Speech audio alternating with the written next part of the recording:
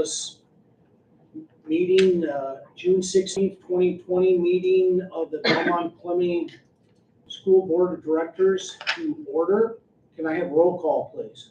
Rick McDaniel. Here. Michelle Murphy. Here. Sharon Barkema. Here. Gary Berkland. Here.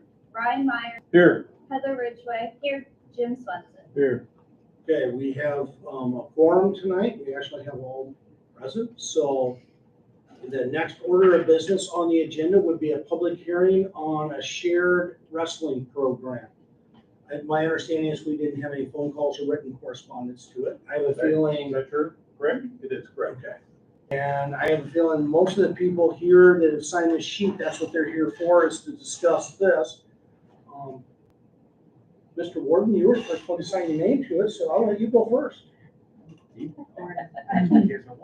Oh, that's just I should say before I let anybody talk, we've got enough people here tonight. We're gonna limit it to 3 minutes per person for their communication with us. So if you can get it done in 3 minutes, and we will give you 2-minute warning, 1-minute warning, and then and I'm just gonna, Michelle has her timer set up. She'll just hold her fingers up for you, so I don't want to interrupt you while you're talking. So a couple of these signatures are hard to read, but do you want to talk or?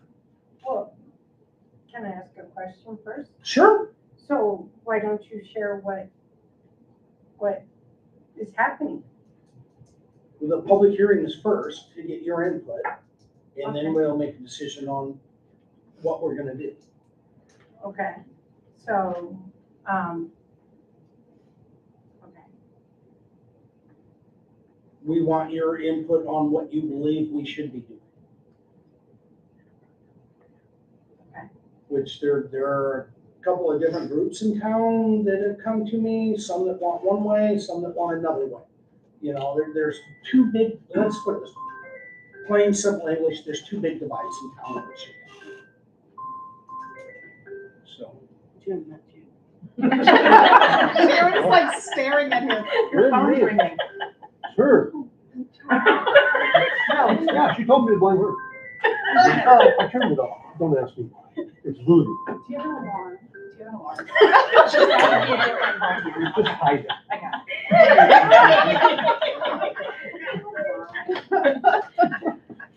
it. She turned it off.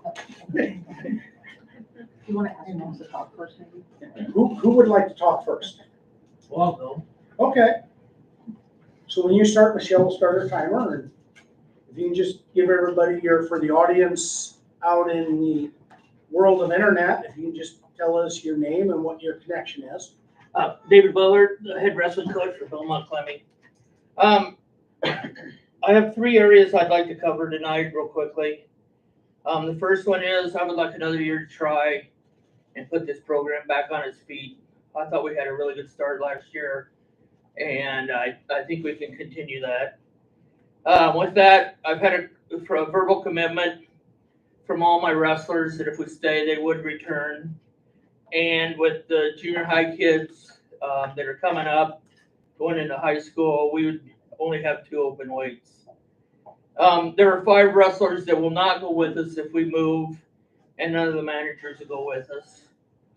Also, along with that, I've had a 90% verbal commitment for 4 other guys that are not currently out. They said that they would like to try. The worst part about staying here is we've had terrible time finding an assistant coach, and I think that's going to still be the trend, although Mr. Jazz was great help on the junior high level. The second thing is You're 2 minutes. the school that contacted us, I don't know if we can mention that name yet or not. Not really, no. They would only be sending us 1 male wrestler, and I don't see how that would help out our program whatsoever. Because of the girls' new rules, I would like to check and see that our BK girls, which at this point is 2 or 3, could go to another school that have 14 out. The third thing I want to bring up is I have talked to the Clarion coach, and in my opinion, in talking to him, if you decide to combine with somebody, Clarion would probably be the best choice for us. There would be more kids to wrestle with a shorter distance of travel. They have more assistants. They do have good facilities. They are a 2A school, and I'm not a big component of whether you 1A, 2A, 3A. It really doesn't matter in my book. It's just that kids wrestle. A couple of the downsides of the Clarion program are that there are no girls. They send theirs off somewhere. The question would be junior high and little league programs. The other thing the Clarion coach wants to do is he wants to disband BK wrestling completely, so that we do not have to add the enrollments. And a couple of my personal opinions is that it would never probably get back to BK as a wrestling program ever. And I know from personal experience going through 2 schools that have combined, it's hard to make change. But at this point in time, I'm still my number one major, whatever you want to call it is, I'd still like another year to try because I just don't feel like I could get everything done in 1 year. So that's where we're at with that. Quick side note, current coach had an emergency coming up and could not come over, so Thank you. that's why Thank he's you. here. Who would like to go next?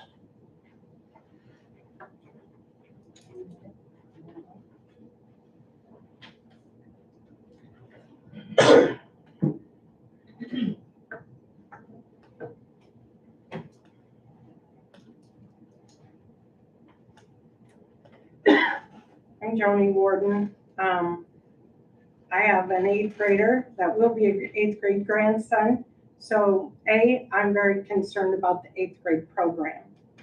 That's number 1 on my book. So what are we going to do about the 8th grade program? We have nothing as of right now that I know of. So that is a huge concern to me. And we have no youth program that I know of. So until we get those fixed, then we have no high school program.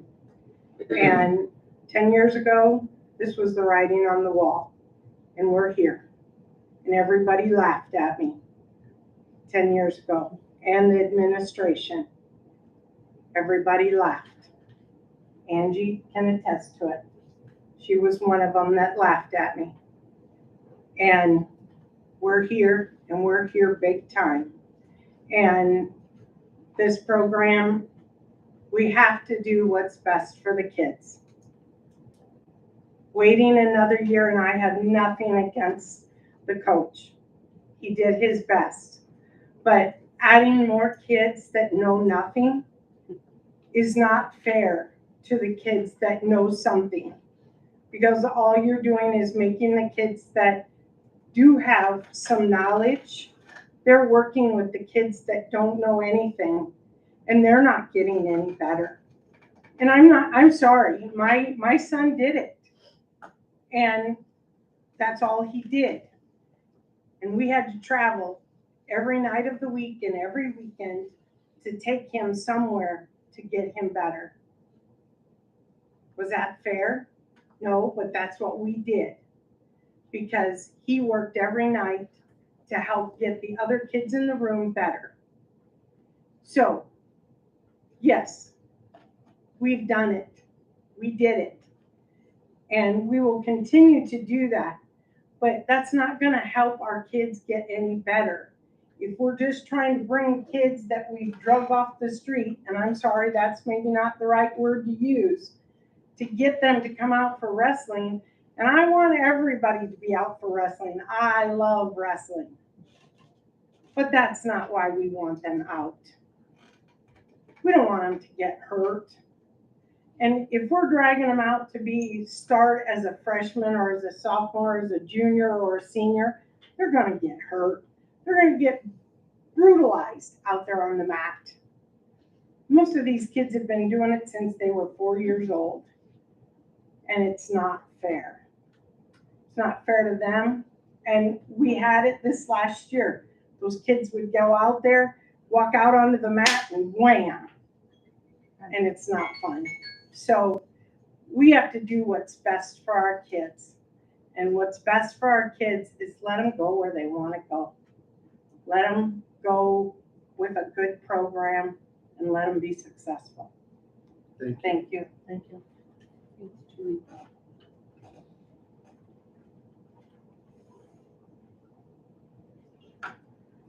Would you like to go? Everybody knows me. I'm Angie Hansen. I have a son, Caden Hansen, that is a senior.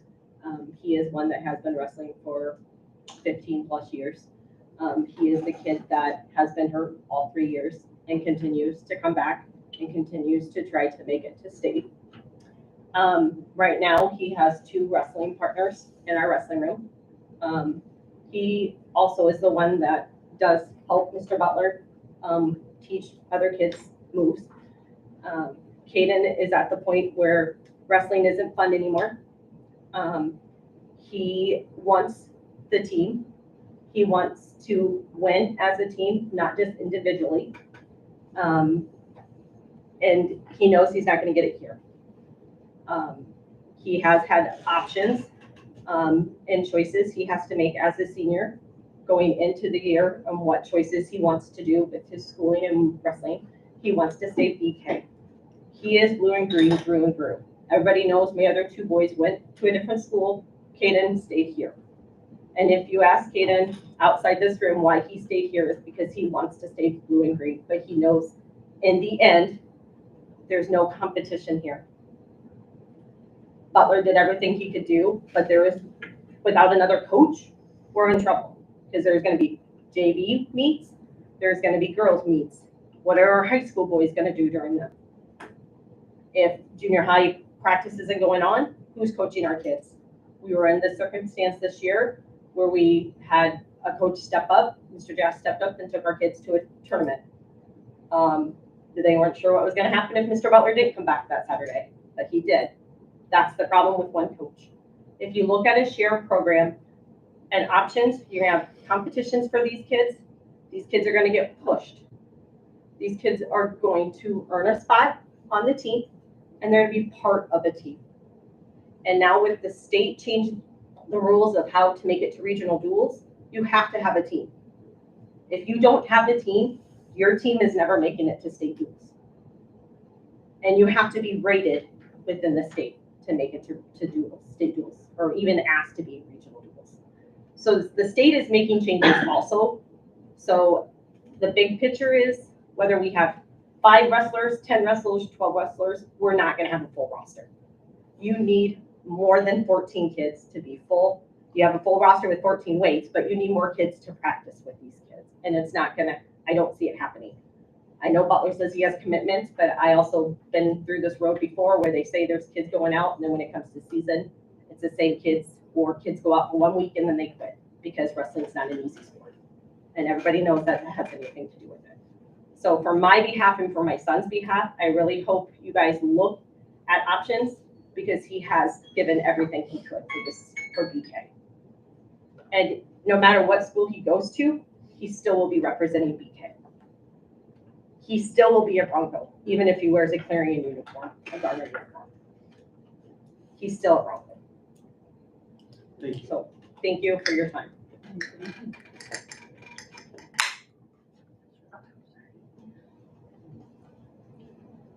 Anybody else on the list? Okay.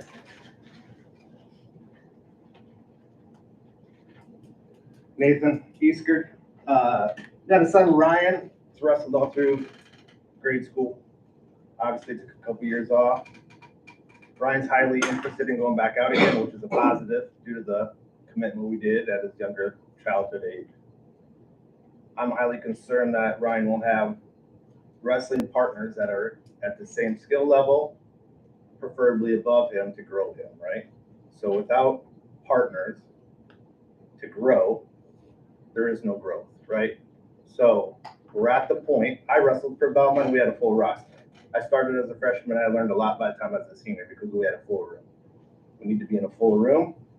Wrestling's an independent sport, but it is a team sport. I think that the time to move and join the Clarion, that's my personal preference because I know the coaches well and they have a very good coaching staff, would be a positive move for us as a community. That's all I got. Thank you. Thanks, Nathan. We only have 2 people left that are signed up, so. I really can't speak on the high school level because I only have kids of the youth, so I'm just kind of hearing things. So I don't know that I should speak on it, but I mean, it makes sense. Like, obviously, being in Belmont, I don't want to see it go, but I want something done. So if it stays here, it needs a lot of work and a lot of people to support that. That's all I have. Thank you.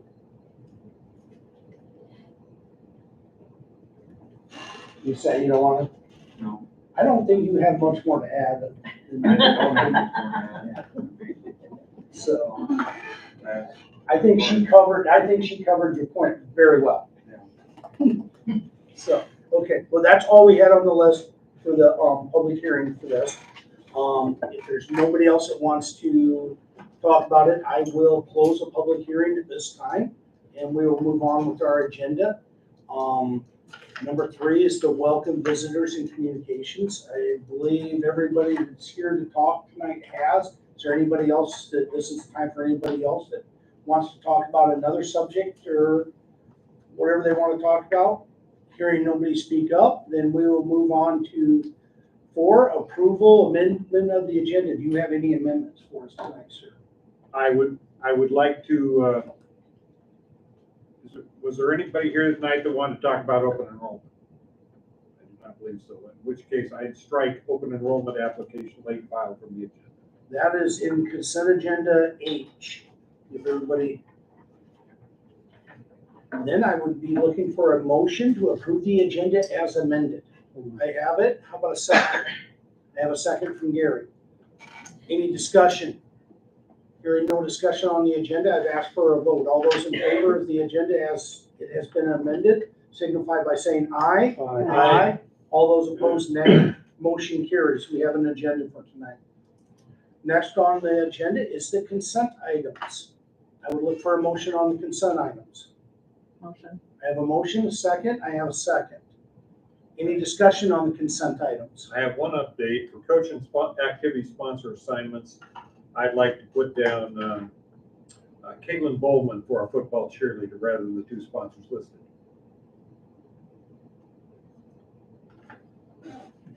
Oh, all right, good. She did last year. Who was listed?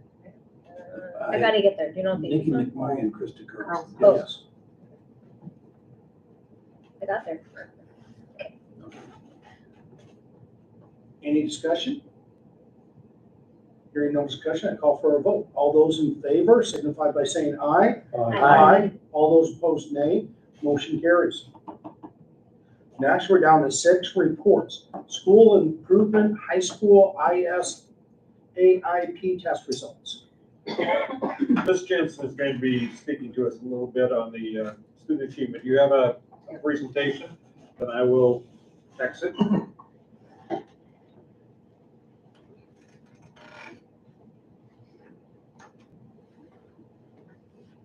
Dr. Fraser said I couldn't just give you a thing that had a bunch of numbers on it. I had to make it pretty. We'll make it pretty. We'll make it as pretty as we can, so. As you know, the ISAS scores, ISAS were the same thing as the Iowa assessments, Iowa basic skills, all those things, ITEDs, all that kind of stuff. This is just the new name for it. We started this test 4 years ago, I believe, 3-4 years ago. We missed the COVID year, of course, when we tested, so the data that I could dig up are for the last 2 years, last year and this year. Our overall proficiencies, in both grades 7 and 8, the percentile, 68% were proficient, 59 in English language arts. Math, 59% were proficient. In grades 9 through 11, English language arts, 50% were proficient, and math, 37% proficient. Overall, from 7 to 11, English language arts, 57% proficient, and math, 45% proficient. I did share this with teachers. We are working on standards-based learning. And that's what we feel is maybe something that we really need to focus on to help with these proficiency scales. That will make sure that we're teaching the standards and getting what is supposedly on these tests. We don't know what's, they don't let us see the tests unless we sit by a kid and look at them. So, individual grade proficiencies, You all can read, I need to read those to you. We want to be at the 80% proficient is where we want to be. So we have a lot of work to do. And we know that. They're just things that we have to focus on and get out there where kids need to and make sure they're enrolled in the right classes and getting what they need. Growth was good. I mean, if you look at this, we had like the 7th grade in English language arts grew, 51% of them grew, 62% in math grew. So there's a lot of growth. They're just not growing enough to get to that proficiency mark. 8th grade, English language arts grew 91%, math grew 80%. So there's some big growth in some of those areas. This is comparing last year to this year. So the top one are what we just had as 7th graders. If you look in ELA this year, they were 56% proficient. Last year as 6th graders, they were 79% proficient. Again, I don't have an answer as to why that really changed. The test did change some. It's not truly comparing apples to apples because this year's test was, what I'm trying to say, adjusted as they answered. So like if I get it right, I get a harder question. If I didn't get it right, I get a simpler question. So it kind of adjusted as that. So I don't know if that made a big difference for the difference in amounts. 8th grade is the only one that truly grew in both areas overall. Their English language arts went from 66% last year to 75% this year, and their math from 62% to 66% proficient this year. They don't all get the same questions? No, this year, no. That's weird. They changed the test. It's sort of like, I don't know, did you used to do the math testing in NWEA? No, not here. Okay. So yeah, it just adjusts as to if they get it right or they don't get it right. And of course, there's our sophomores and our juniors this year. Are these timed? No, they are not timed anymore. Okay. They're different types of tests. There's a lot of out-of-the-box thinking that goes with some of them. Gentlemen, you took it. Was it harder than it used to be? Yeah. Yeah, there's some things that, I mean, it's just a different kind of test. And again, we have to think about it as it's a one-day experience. It's all in one day? No, a test a day. Oh. But it's still one day that we took the English language arts test. You know, one day we took the math test. I mean, and with our attendance, you know, if we missed several kids, they had to take it on another day when they came back. So they could have hurried through it. You know, I don't know the answer. We're just gonna work on it. We're gonna work on our standards and make sure that they're getting taught the standards and go from there. So hopefully next summer when I bring these scores, we'll get to show you big jumps. So, questions? One, is there some way that we can track consistently from lower grades on through their final achievement in 11th grade? Certainly. Well, What I'm trying to say is, some of this isn't all fall in one year. right. I can't believe that that's true. That never is. Right. It's a composite of all of the years of learning that we give these kids through all those years. Right. Actually, this test right here, we could go back, like the juniors this year, I could probably see their 8th grade, and that would be the farthest back, just because that's all the longer we've taken this test. This actual test right here. So yes, as we keep building throughout What the the year years. missing even. What's that? What the year missing. Yes, In the middle yes. of that. Yeah, because of Don't the know. COVID year. We didn't give it in 2020. But yeah, we definitely, that's one thing that I like to look at is the building of, Yeah. that's why I did the grade alikes. So we can compare Yeah. grade to grade. Yeah, that's just one grade, but I'm just thinking, you can't tell when there's soft spots in the whole program from beginning to end unless you can see the whole program from beginning to end. Definitely, yeah. There is we can dig a little deeper into it and kind of get a general idea of some of the things that they're missing, but it's not specific enough to, really give us, but we can sure see where maybe this group was really low in concepts or main idea or something like that. And that's where we can dig a little deeper. But So if I miss every 5th question, I'll get easier questions for the next 4, and then I miss. Is that how this works? I'm trying to game the test, you see? Well, and that's the problem. Yeah. Because there have been so many places that have gamed the test that they make these tests so convoluted that we don't see that. What should a test be about? It ought to be about, you find out what your kids know and what they don't know, so you can start teaching to fill those gaps. Exactly. But they keep some of this stuff so terribly masked, so that we can't use it to properly identify learning gaps. Why is that? Well, there have been some schools that have gamed the system and we can never see the test. We don't know what they're testing on actually.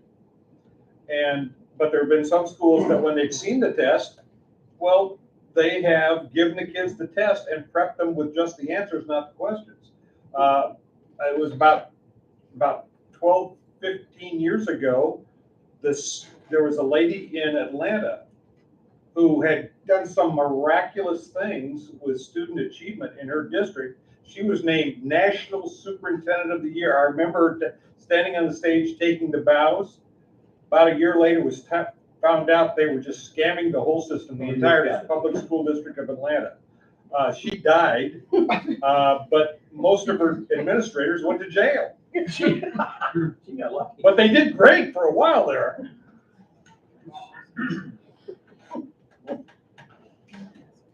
Given all the hurdles to taking standardized tests we've talked about, plus people who are poor test takers, do you think these are truly indicative of what our students do know? No, I don't think so. I don't I mean, think this so. includes all of our EL students. Right. This includes all of our special ed students. This is everybody. It's not, No, it's this not is an accurate. picture. Everybody. It's not an You know, accurate picture. And you think about it, when you only have 50 kids in a class, your percents go down real fast when somebody's not proficient. To try to do a little help for me, how many of these kids in our junior, senior take the ACT or the SAT? I don't know exact numbers, but several of them. Okay, do you have any idea of the average scores for those kids? I do not. The ACT you're saying? Yeah, I'm talking about the ACT. Not Well, that- I give that report in November usually. I give that. What I'm trying to get at is I'm trying to figure out if the way averaging 16, 18, 20, 21, if we're up in the 22 range, we've really got some smart kids. But I'm just saying that tells me that with a national standardized test, you can tell me how well our graduating seniors or juniors, if they took it as a junior, how well they're doing on the ACT. That's a standardized national test. I took the SAT because I went to a different school back in the day. And the reality is that's how you compare students to students, in my opinion. This sounds like a voodoo science to me. Well, and it's had this terrible growing pains because it used to be the Iowa test and basic skills. You all took them, right? Yes. Okay. They were a national standard. Yeah. Everybody all over the nation was taking these Iowa tests, and there were a lot of schools that actually tried to stay away from the Iowa test, and they went with like California Achievement Test. Sorry, California, but the schools that did that said they're easier than the Iowa test. I'm serious. That's right. And so when finally this national accountability movement said we're going to test every kid and we're going to publish these scores, why then Iowa bent over backwards trying to make its test, old standardized test, which is norm reference, fit in with a criterion reference test, which is what we should be testing for student achievement. And without going into too much into testing technicalities or anything like that, we have never been well suited to the right kind of testing with this kind of thing. So that's all I have for that. Good enough. Thank you. Any more questions for? Hearing none, we can move on to the superintendent's report. Okay. I'll call up my info here in a second. On page 33 of your packet too. All right, I'm pleased to tell you, begin by proudly announcing that as of today, things could change by the end of the day today. Yeah. Like there was a line in a movie once, day ain't over yet. But as of today, right now, we are fully staffed with the possible exception of a tag computer teacher, which is a newly formed position that we're going to have to sacrifice in order to make sure that all our regular classrooms are fully staffed. But right now, there are thousands of jobs across the state of Iowa that remain vacant. Hundreds within the Des Moines Public Schools alone. Hundreds more in the Des Moines suburbs. We are deeply into the teacher crisis, teacher shortage crisis right now. And it is going to get worse before it gets better, because right now we've got about 2 out of every 5 teachers that are thinking about getting out. They're tired of the press vilifying them. Not Belmont Independent, of course, but they're tired of politicians attacking them and blaming them for pedophilia and low morals and all sorts of other things. And there are people that saying, you know, I love teaching, but I don't love the way the public respects me, and I can make more money somewhere else. And we are just getting into it. It's going to get a lot worse because right now the Iowa legislature is at war with public education, and they decided that the solution is, well, let's just channel the money into private schools, and then everybody's going to get better, which that makes no sense whatsoever. But anyway, that's where we are. Terrible teacher crisis, but we are in good shape in Belmond-Klemme, at least for right now. Yay, Yes. good job, You bet. all of you. Thank you. Thank you for all of us. Yeah, Especially that jump ahead we did when we got that extra staff member. that's right. That made a difference when Really the board key. authorized That's right. us to hire a position ahead of a vacancy. That really made a difference for us. And maybe going into next year, we're going to have to talk about 2 or 3 of those. Because we were ahead of the game and everybody else was playing catch up that way. Redistricting, because 2020 was the census year, and after the 2020 census, why then every political entity where people are elected where political candidates are elected by district, we have to rebalance the population of those districts. So that falls upon the school board. We're going to have to redraw our school board district lines, meaning the lines for you 5 board members that represent districts within our district. Unless, of course, the populations haven't changed significantly since 2010. I have contacted the firm and I have them working on that this time. We're talking a little bit about sharing wrestling. Clarion is committed. They're going to send a number of their soccer players over to be part of our soccer team next spring, both boys and girls. So we're looking forward to that, and they are as well. FYI, the community is looking at the possibility of a community recreation center. You know, we've talked about this, almost 5 years ago, we talked about that. We were working with the Jacobson Foundations when they said, can we build you something? We said, yeah, community center. They said, nah. That's right. But anyway, we're taking a look at working with Iowa Specialty Hospital, the city, and some other community entities, and we're going to start meeting soon. Right now, I only have 1 committee volunteer, so it's just going to be me and 1 other guy right now. So we'll see if we can make some improvements there. I think it would be a great asset I agree. to even our youth programs Well, that they And need. just in our schools, I mean, the way we have to stack things up in order to get all our basketball teams practiced every winter, the idea that we could have 2, 3 more courts to get all our teams enough practice time. Can you put a swimming pool in that?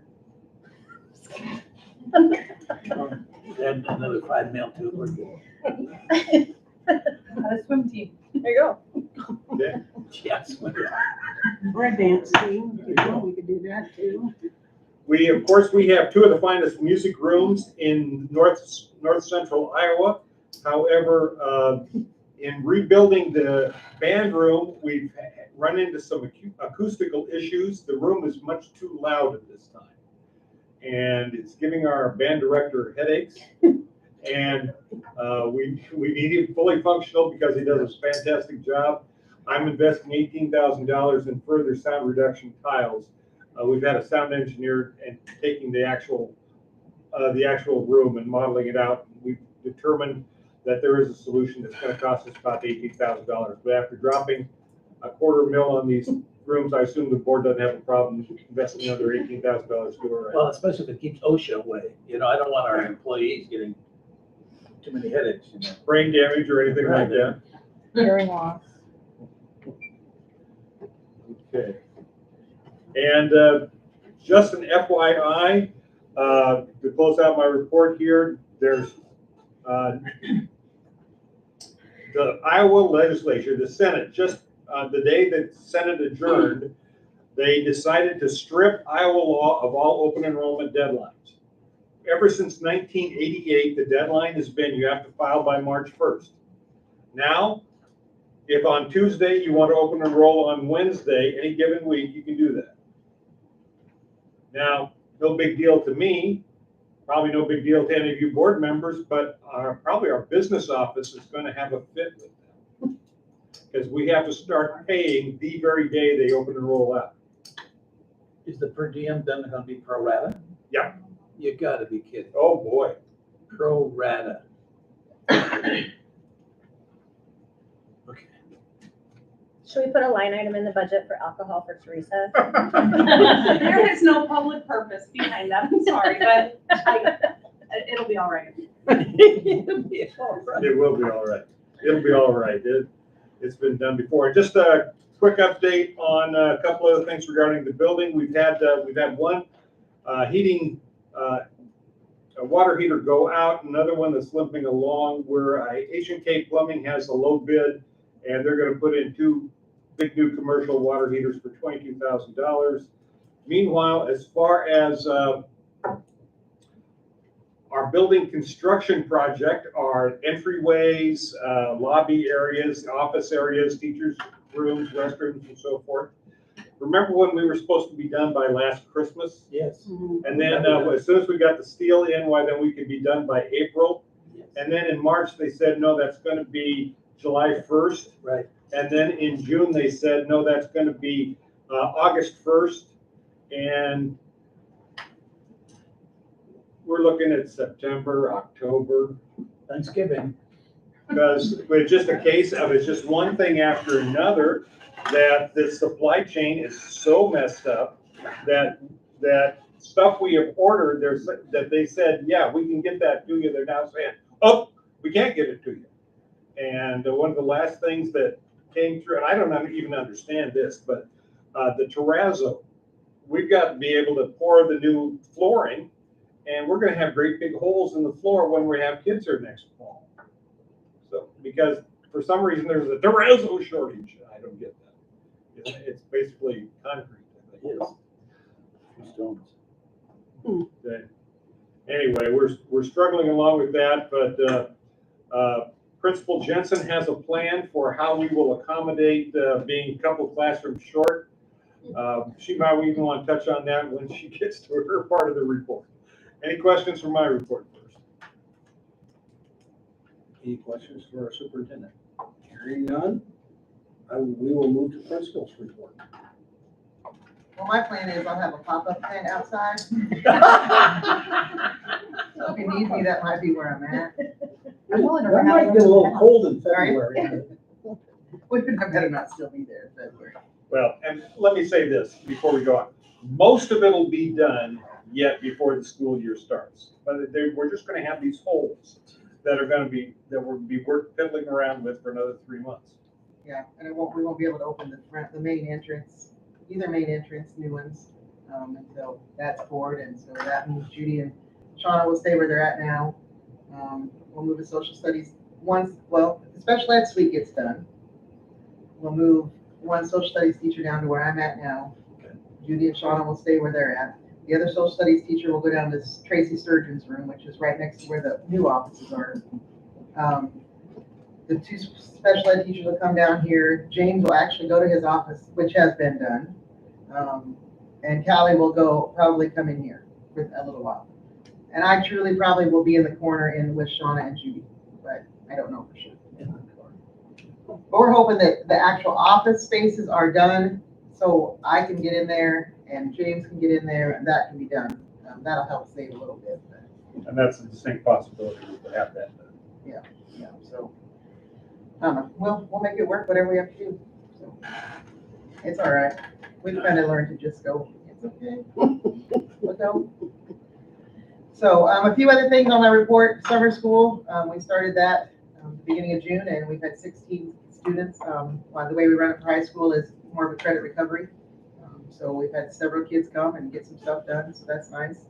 We'll run one session, until, I think, the end of June, and then we'll start a second session the 6th of July. And Mr. Kelly does that. He does have, you approved, two other teachers to help him, so that helps a lot.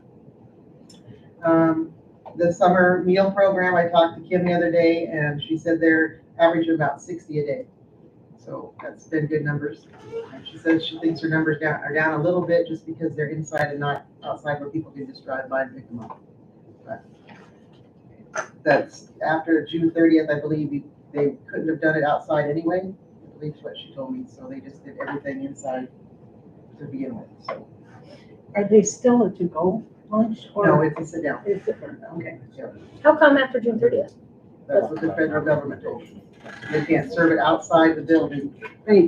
So we've been operating on the seamless summer option, and that seamless summer option program is ending on 6/30. Gotcha. So we would have had to have stopped doing the grab and go as of that date, no matter what, and then picked up the normal summer food service program.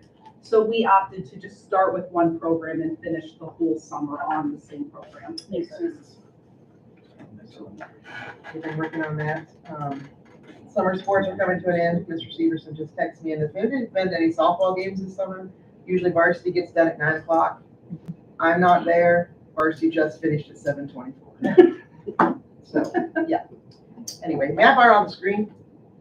Certainly, may. And it was a good game, I heard, tonight.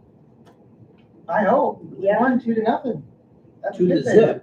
Oh, that is. Oh, 2-1, I think it said. 2 to 1, that's still a good game. That's great. Is our funding still continuing for the lunch? No, we will, starting next August, July, then we're back to the regular lunch program. Okay, so one thing we're kind of working on, Mr. Severson, Mrs. Stein, and myself, one of our things that we feel maybe is a problem with some of our things is our eligibilities. At the end of the semester, sometimes we have 50 kids that have failed a class. And that's truly the only time that we check grades for eligibility. That really counts, because that's what the state tells us. So we're gonna go and do our own, just to keep kids more accountable throughout the school year. We were gonna start this and we're gonna do it weekly. And the way that it'll work is the first week, everybody will start green. Everybody starts eligible, of course, because the school year starts. And then I think we decided 3 weeks in, we check grades. If you're still passing, you're still eligible. If you're not passing at that time, any class, then you go to probation. Probation means you still play and you still practice. You have a week to get that grade up. If you get that grade up, then you go back to eligible. If you do not, then you become ineligible down here at the bottom in the red. You once again get 1 week to get that grade up. If you do get the grade up, then you go back to probation. Again, you can practice, you can play. Ineligible, you can practice, but you cannot play in any games. So it'll be just kind of like a continuous cycle. We want everybody, we think that this will help when that end grade comes in at the end of the quarter, at the end of the semester. We'll have more kids that are at that passing, and hopefully that will help with working on the ISAP scores and obviously meeting the standards and all that kind of stuff that they're supposed to be doing. This is just more of a check just to keep kids accountable without it being a big surprise at the end of the semester that I have failed this class. And that's what it is sometimes, because we only check, the state only requires us to do it at the end of the semester. And if you don't stay on it and know what your grades are, then it's a big shock. So this will be a weekly thing. Mr. Severson will notify parents if anybody drops to the probation level or the ineligible level. Parents will be notified. Parents and students will be notified. And it's any school activity, right? Not just sports or, Yes. It'd be like, well, not band or chorus, but yeah. well, it could be band or chorus as long as it's not graded. If it's like something extra that they do, they go to some kind of contest on the weekend, it's not a graded event, then they would sit out of that, yes. So we wanted to share that with you, just so you know that that's something that we're gonna work on and implement starting in the fall. It's a good plan. I like it a lot. Yeah.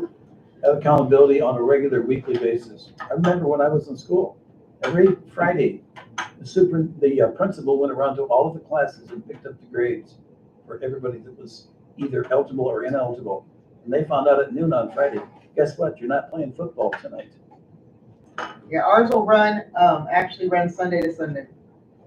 Whatever works. Sounds like a good plan.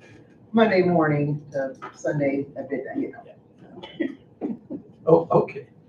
To be real accurate. So, any other questions about that?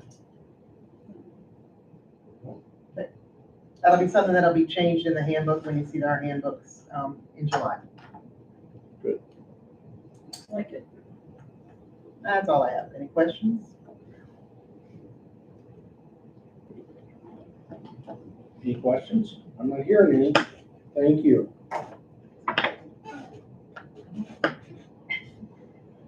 And I believe it would be time to move down to action items. Yes. So first on the agenda for action items is wrestling, sharing, cooperative sharing program. I'd like to say a couple of words on this, and that is, I'd like to begin by saying I think wrestling is a wonderful sport. I enjoy the sport of wrestling. It has a wonderful dynamic of pure competition between two individuals that are matched up under completely even odds. It really comes down to the person against the other person. Let's face it, we've all seen football games that were affected by maybe a goofy trick play or something like that. Or we've seen basketball games where maybe officials intentionally or unintentionally change the outcome of the game. But that rarely happens with wrestling. It's just one person, it's just person on person, and it's a wonderful, pure sport. I enjoy this sport of wrestling. I have a little bit of background knowledge in it. I've coached for several years at several different schools, coached wrestling. Even had some success. I had one of my athletes actually competed at the University of Iowa for 4 years for Coach Gable. And believe me, it had nothing to do with my coaching. It had everything to do with his work ethic and his commitment and his tenacity and his ability to diet, among other things. But it's, I would say it is a sport that does require teamwork. We need to have athletes that are able to compete against each other. They need to be able to push each other. They need to be able to mentor each other and help each other grow within the sport. Therefore, I think we are underserving our students, our student athletes, if we have them in too small a program. I think we need to give them the opportunity to get in where they can get some good competition, learn from better athletes, learn from better wrestlers, and gain the skills. I think it's a recipe for disaster to have too many young kids, too many freshmen thrown into the front line, where they get pummeled by a future state champion who's a senior when they're just a freshman. And I've seen it happen many times where those freshmen get thrown right into the fire. They get pummeled every meet, and the next season they say, do I really want to go out for that sport again? And they decide not to, so who gets thrown in the next year? The next freshman.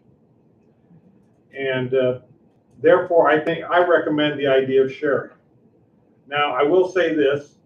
I approached the superintendent at Clarion about the prospects of sharing, and he said, now, I understand that your group there, your administrative team is somewhat split on this issue, that your coach and your AD differ, and you're from you as a superintendent. And I said, well, there's some truth to that. And his reaction was, well, we don't really want you then. We don't want to get in the middle of any kind of conflict. we don't want to create separation within your district. We don't want divisiveness in your district affecting what we think could be a very positive season for our athletes. So we do have that little bit of a conflict. Now I'm hoping that we can come together here with a decision that we all arrive on together, and we can reapproach them and have them say that they will be willing to accept us and be a party to this. So with that in mind, my recommendation is to the board is for a motion to put on the table the issue of approving a cooperative sharing agreement with Clarion Goldfield Dallas. So moved. Second. Now we can discuss. Okay, let's make sure we all understand the parameters of what this means. I've read the report, Dr. Frazier. It looks to me that everybody will wear the Clarion Cowboy singlet, is that correct? Correct. And we'll be Cowboys. And we'll always be Cowboys. When we wrestle, we'll be a Clarion Cowboy if we're wrestling, even if we came from the Belmont district. That the coaching staff will be primarily from Clarion. I don't know if we'll have any from Belmont. We'll transport them over, I assume. Yes. And take them back.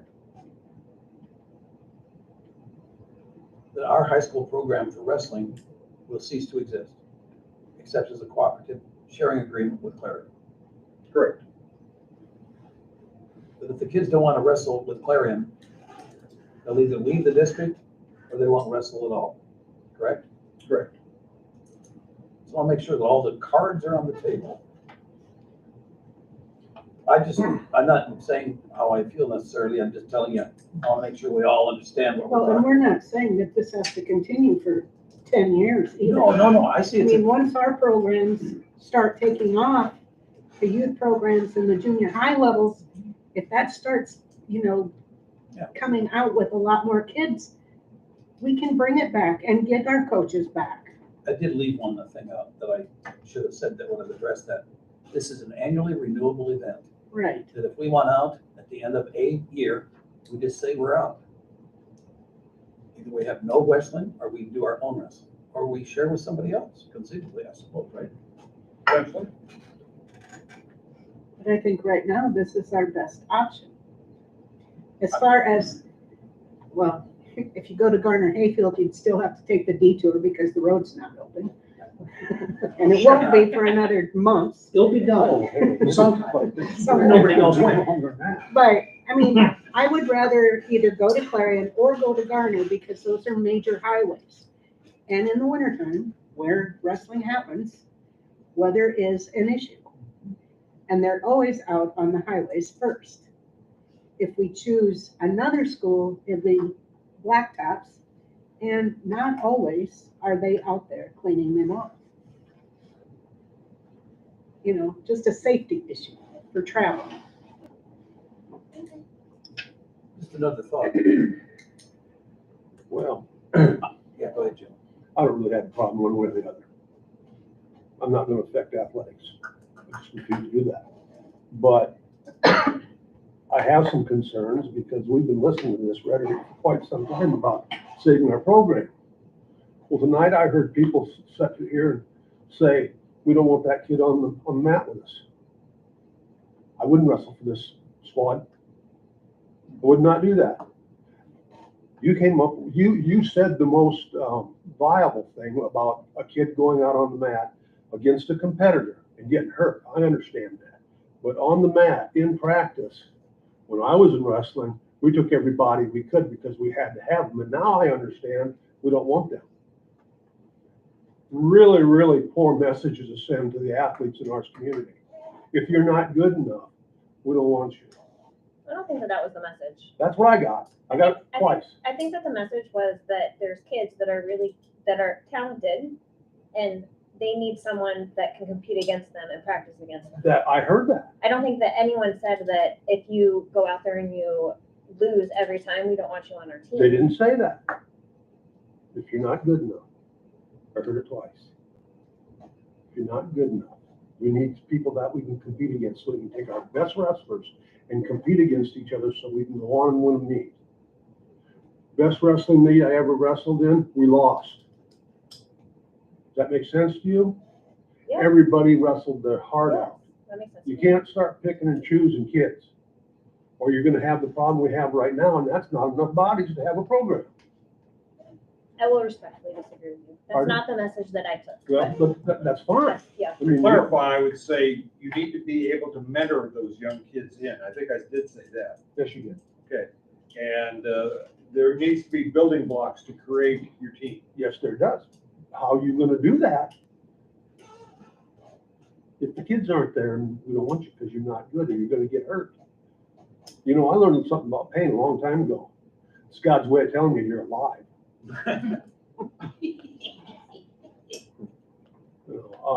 I don't care what we do with the wrestling program. What I care about is what we do with all the kids.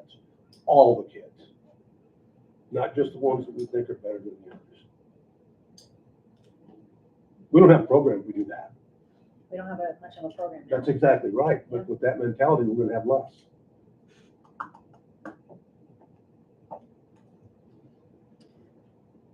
What I'm afraid of, Sharon, I believe you said it, this is a one-year program. Yes. We decide not to do it again, Right. we won't have a program Belmont either. Yeah. It'll walk away. My biggest concern is that I've heard all of you guys and your concerns and that you want to share. I have not seen anybody do anything to build the program up from the kids, the little kids up. I've heard everybody and I've heard a lot of complaints and a lot of stuff, but I haven't heard anybody like take action and do something to build the program up. So without that, it's never gonna get back anyways. So we might as well share. Like, if nobody is here who's gonna do the work, then we're not gonna get anywhere. That's a good point. I think that's really exceptional, very frankly, when you have the people within the community without the juice and energy to say, I believe in this sport enough to commit my time when I need to commit it on weekends, in the evenings, making sure that the little kids are learning the skills that they need to be competitive. I happen to have a grandson in Wisconsin whose best friend wrestles almost every weekend. And this kid he's in 8th grade. And he's been doing this for 5 years. This kid has been wrestling forever. He's getting to be pretty good. I won't mess with him, I'll tell you. But the reality is, it's taken a huge number of families committing lots of juice and time and energy to help build those kids. And I don't see that infrastructure in existence in Belmont today. So I guess what I'm saying is, I'm not trying to be a Debbie Downer, but I'm just saying, we need to at least offer something to our kids who do want to wrestle an opportunity. Now, whether it's West Fork or Garner or Clarion or someplace, I don't really care. That's not my bag. I thought we could maybe work out something nicely with West Fork. Because you see, I see a long-term potential with the West Fork folks. Missouri, Thornton, Sheffield. I mean, I see that as a collegial group that we could maybe work with. That hasn't happened to be worked out at this point, and I don't know that it could be. I just threw that town out because I see people have less concern about connecting with a community like that than they do maybe the Cardinals or the Cowboys. Because you know what? This stuff is pretty deep in this community. You know, they just really dislike some of those other schools with an intensity that amazes me for somebody that didn't grow I up could here. get really everybody riled up and say, why don't we just have Wright County High School? How about them apples? Well, Only a 40 Next agenda, do you want that on next? County sharing of schools. Okay, well, If the program were to go to Clarion, or any school for that matter, what does that do for our, I mean, I understand that fits the immediate needs of our kids very well. Yeah. Looking to the future with the optimism of possibly bringing wrestling back to Belmont in 10 years.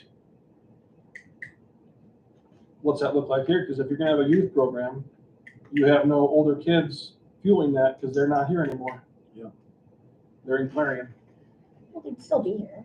No, they're not. They're practicing in Clarion. Right, but those kids are still gonna influence Those that little on little kids. kids. They're gonna go practice, Well, then they're I- gonna come back and have another practice for the little kids here for the youth program. I mean, I'm just saying, if the kids are gonna get involved here again to build this program back, how are they gonna do that without going to Clarion? I don't think it's the kids that need to build the program back. I think it's the AD, and I think it's Dan, and I think it's Miss Jensen. I think it's the administration that needs to build it back, and the community. The kids don't need to build it. You have to have kids do it. Yeah, but the parents. Okay, so it's the Community. community thing. Right. We have to hope the community rallies behind the youth program in the meantime. And until then, wrestling's gone in Belmont. You're right. That's what I said. Okay, I'm Yeah. just making sure everyone understands that too. And I'm probably going to upset people again. I try not to. I will probably put my foot in my mouth. But I never had a problem with Clarion Goldfield. My whole problem is sharing of the sports. I never wanted, even I had a problem with baseball last year, sharing. I didn't care who it was. I have a problem letting our programs go for our kids. That's my problem. But here's what we are at wrestling. And I'm gonna, like I said at the beginning of this, there's two big divides in this community, what should happen. There really is. And I'm gonna upset one of them here because I'm gonna support trying to share with Clarion Goldfield at this point, because I think it's the best program we have an opportunity to share with. It's the best program to give our athletes right now the chance that they need in the competition they need for it. But what we truly need, and please don't argue with me to this, I've been fighting for this since day one. We've been talking about this wrestling, is rebuilding our programs here, our youth programs here. That's what we need to do. And Jody, you are 100% right about what you were saying about the wrestling. I've been here almost 10 years. And I've seen from where it was still powerful in this community when I first come to what it is now. And the problem is that's happening with all our sports, everybody, not just wrestling. It's happening with all the sports, and we're not the only schools. It's all our schools our size that are having these problems, okay? We have a large group of junior high baseball players, okay? But we have a problem getting coaches. One of the problems you run into anymore, it is very hard to get people to volunteer to give up time because they don't have that much time to give up anymore. So that's where we're gonna struggle. And that's where people have to start thinking out of the box for it. But I think we need to do what's best for our athletes that we have at this time. And we need to come together and agree when we take this vote, if this is what we agree to do, we all support it. Whether you were in favor for it at the vote or not, after the vote is taken, this board unanimously 100% supports this decision. Because we need to show our students that we all support each other. That maybe personally we didn't want it. Because in the past, I would have voted no anytime for this. But we need to all come together and support it now as a group if it doesn't pass. Can I ask Mr. Butler a question? Yeah. Is that acceptable? So at the last school board meeting, I asked you, I said, do you think that sharing is something that we need to do? And you said yes, right? And then tonight you said that you didn't want to share. No, I did not say I did not want to share. What I asked for the board was, I would like One more year. year to That's what he try. said. Okay, sorry. That is- Just back up in here. Okay. I just wanted to clarify. Thank you. And with what you have for resources, I commend you. I really do. And for you, I know you well enough to know you don't give up, you don't quit, okay? And I know you've been working your butt off trying to figure this out. But I just don't know if we can have the numbers to do it. That's my thing. Piggyback off what Ryan said. I think about my own son when he was a little boy playing football, fourth, fifth, sixth grade. And he can tell you who the quarterback was for the high school team every year because he had someone to look up to. And I think that's what we're going to lose, is what those little kids have to look up to as a future Bronco football player, soccer player, wrestler, whatever that might be. That's what I think we're going to lose. Not just that, but I think that's one of the key things we're going to lose. Is Clarion gonna have a girls wrestling team too? No, they're not. No, So what would we do with our girls? they, Stay here? can I speak? I have the answer. Yes. Oh my God, he has an answer. They have been offered to go up to West Fork and join the 14 plus girls that are up there. Okay. So that would only if that happens, only if you all decide that the wrestling program at Belmond-Klemme is dissolved. I didn't hear that come up in the statement. Clarion does not want us if we're not gonna dissolve our program. And if I spoke out of turn, I'm sorry, but I spent 3 hours with the Clarion coach one night eating supper with him, and we talked through all this stuff. And what do you mean by dissolve? What does that mean for I us? don't know if that would turn. What's that? What does I'm dissolve not mean? familiar with this rule, David. Well, I'm sorry. Mr. Severson talked to the coach and the AD the other day, and dissolve was not a word that was used. And what? Dissolve was not a word that was used. I'm not even, I didn't know there was a thing called dissolve. Because the Clarion coach was afraid that if we added the population of Belmond-Klemme with the population of Clarion, that it would take Clarion up to a 3A category.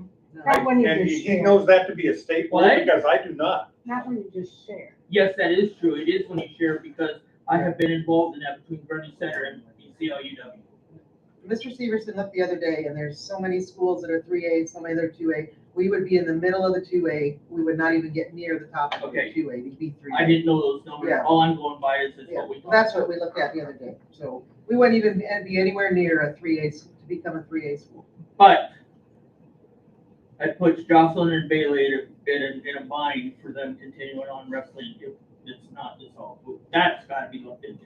Wouldn't it be dissolved if we didn't have a program? No, we still have a program, we're just sharing. Sharing, oh, I gotcha, gotcha.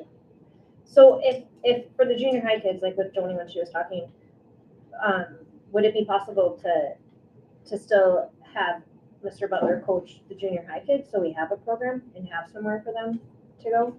Or is that, I don't know, like there's a problem there too, right? So, Believe not. Yeah.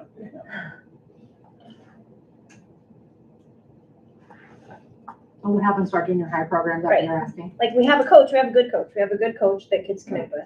He, I've heard from a lot of kids that they really like him. So is it an option to try to build our programs back by keeping him in some level of the program and trying to build it back, to build the program back? Well, I think the question really is, if we just share the kids existing now that want to wrestle over there, how do they get any training to want to share the next year or the year after or the year after that, if you don't have a program in Belmont? I mean, how is that possible? How do you what? You basically give up the program forever, because those kids in junior high won't know that there's an opportunity to wrestle until they're in high school, so that they don't have any training or skill sets or learning in those junior high years. Well, I'm saying, can we do that though? I don't know. Don't ask me. I don't know about that. Do what exactly then? What is your? Can we still have a junior high program here if we share wrestling with Claire?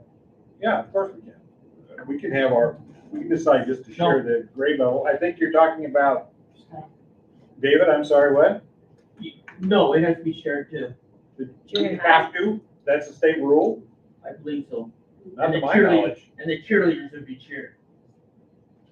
Wrestling cheerleaders. I disagree with you on that. That's I fine. think you can share your high school program without sharing junior high.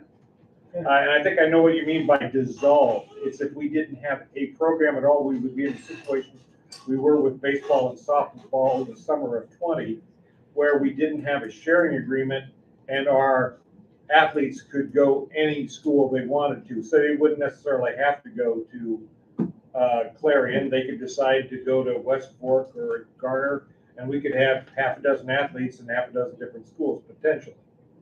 Is that what we're talking about? On that one, yes. Okay.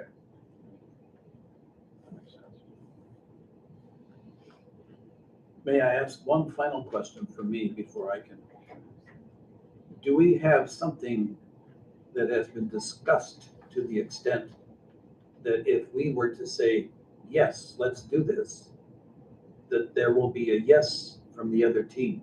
I mean, I'm not sure I understand that clearly. No, I do not have a clear. That's what I indication. wanted to understand. There is not an offer on the other side at this point, correct? Correct. That's what I wanted to be sure. So I- this is a beginning of a negotiation. And will we have clearer answers about the junior high program and all the specifics on that? I will Before we make clarify that. I have had trouble getting in touch with Iowa High School Athletic Association. I don't know what they're.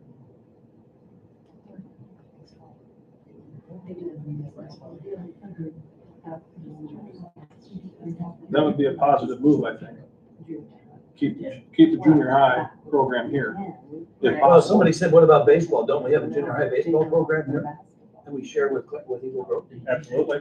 So, yeah, So that's why it doesn't make sense. yeah, You're right. that would be great.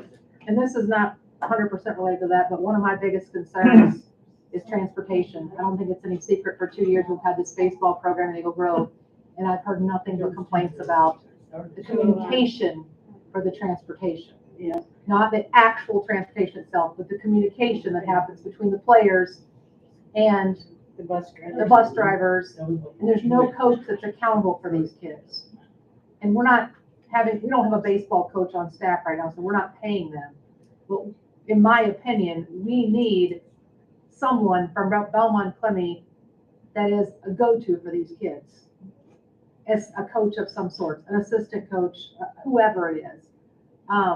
They can send emails to the AD or to the principal or to whoever, the bus driver, whoever, but there needs to be a central person that these kids can communicate with. Because I think that you leave 5 or 7 or 10 kids to say, oh yeah, I'll be there today, or wait, I need a ride, or wait, I don't need a ride, or my mom's picking me up. It leaves too much open. I think that there needs to be a more clear definition of who their person is, who their contact person is at the school for transportation. I think that's been terribly unclear through the baseball Well, program. The thing about wrestling, it happens through the school year. Baseball is not, Right, and that's where they're running into a lot of problems. with Right. the transportation. That's a good point. I mean, the kids the last bell will go off, they'll go get on the transportation bus to go to Clarendon. right. But I think that if you're at a meet on a Saturday and you're gonna go home with your mom, that's become a problem too, Right. I just think they need a central, whether we pay a part-time assistant coach or something, to be a central person to connect them back to Belmont. Or a cell line with a cell number that can only be handled by the guy driving the bus or the gal driving the bus. That way, I had a rule when I was in school. You do not go home any way except on the bus unless the coach has given you specific permission. You personally go home with your mom, and your mom has told the coach that he's going home. Right, we always had to sign the kids out. They weren't riding the bus home, we had to go to the coach, find the coach, sign them out. I just think that's something that's still necessary. I think, That's still a rule, by the way. Is it? yeah, That's it's a good just, rule. it's just not happening though. Yeah. Because they don't have that Because we don't have a person. coach They don't have that that connects. person. We don't Right. have a We stay coach on- for our team here. That's- Can we what? Go on the bus. Go home. I think it's time for a vote. I don't think we can vote without knowing all the questions that we still have, right? Like, don't we have a lot of questions still? I feel like there's a lot of questions. How late can we make this decision in the year? I mean, we don't even know if we vote and say, yeah, we're gonna do it. Like right now, Clarion, we don't even know if it's We're voting on an option. us wanting to do it. One Yeah, this year. yeah, that's right, Ron. I think Yeah. you're right. Do we want to do it? Yes. And then we'll see if we can negotiate work out with the somebody. Maybe logistics and not quite details right later. there. We don't know. First, we gotta realize if we wanna do it, and work out the details later. But I think it's important with who we're gonna do it with, because if we go with a school that only has one wrestler that they're gonna add to a boys team, that's not gonna help us in any fashion. They probably won't want to get involved with that. Right. Honestly, I think we did the first and the second on sharing Clarion. So we should honestly probably, if you want to just vote on just a sharing, I think we need to change it. Yeah, this is what I think. Yeah. Yeah, that's what the proposal is. I have one more question. So you said something about sharing with just one boy. Is that what with Clary? They only have one wrestler that's coming, or that was a different? Somewhere in that, my Oh, notes. that was was Westport. Okay, I wasn't sure. She said that, and I had that written down. If they've only got one, that's a week. Man, Do we have any idea of what Clarion has for wrestlers? Number wise? 32. What was that? 32. Okay. There you go.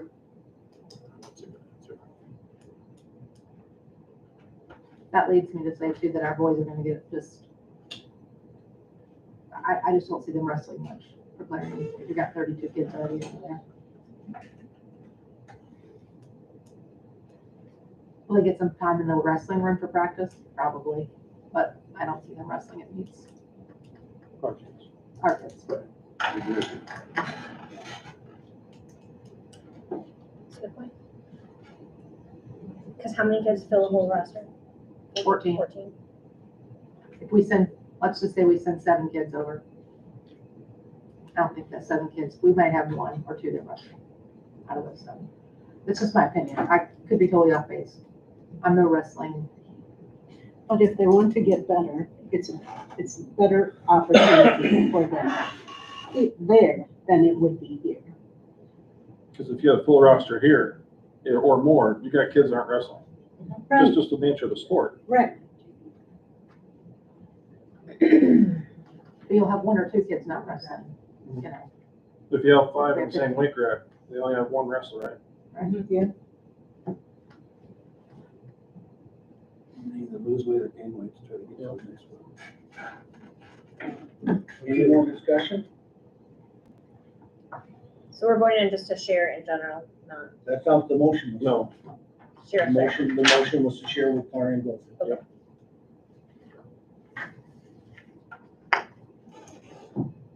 Any more discussion on that topic? I will take a verbal call for vote first, but if we can't determine, then we'll go individual for roll call. So, because I think we're gonna be somewhat divided. So, all those in favor of this motion signify by saying aye. Aye. All those opposed, nay. Nay.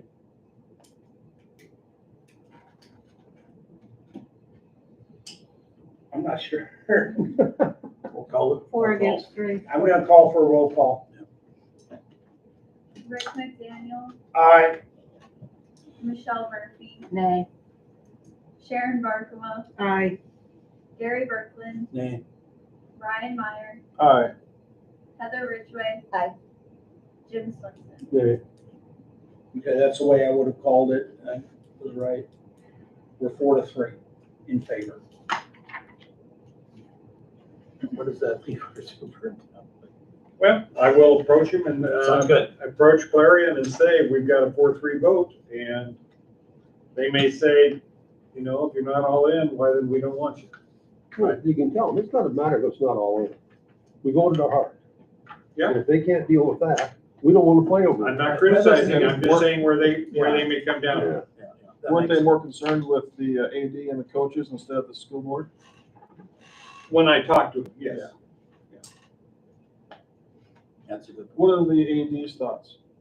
He's not here tonight, but He is, he is very much supportive of this, and he asked, let me know that he's at the softball game across the street. And I said, go there, I'll convey your message. And he is, although when presented last month, he said, he would like to keep the program here.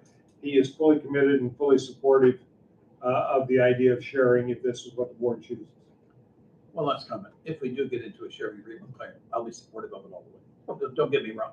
I mean, I think that's what we adults do.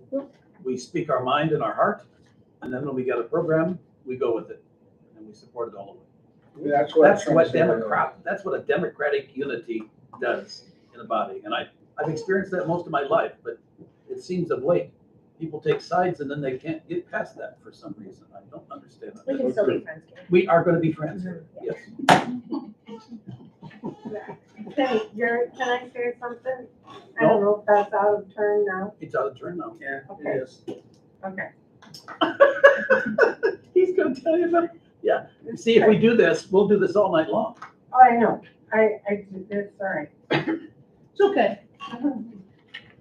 So next on it will be the, school improvement professional development plan for the 2022-2023 school year. Where we are on this, last year at this time, the board invested in a program called Inspired Leadership. You heard a report last month from the teacher leadership instructional coaches. And they reported that the TLC that got most of the time and attention from Inspired Leadership this past year are very enthusiastic, very supportive of the concept of inspired leadership.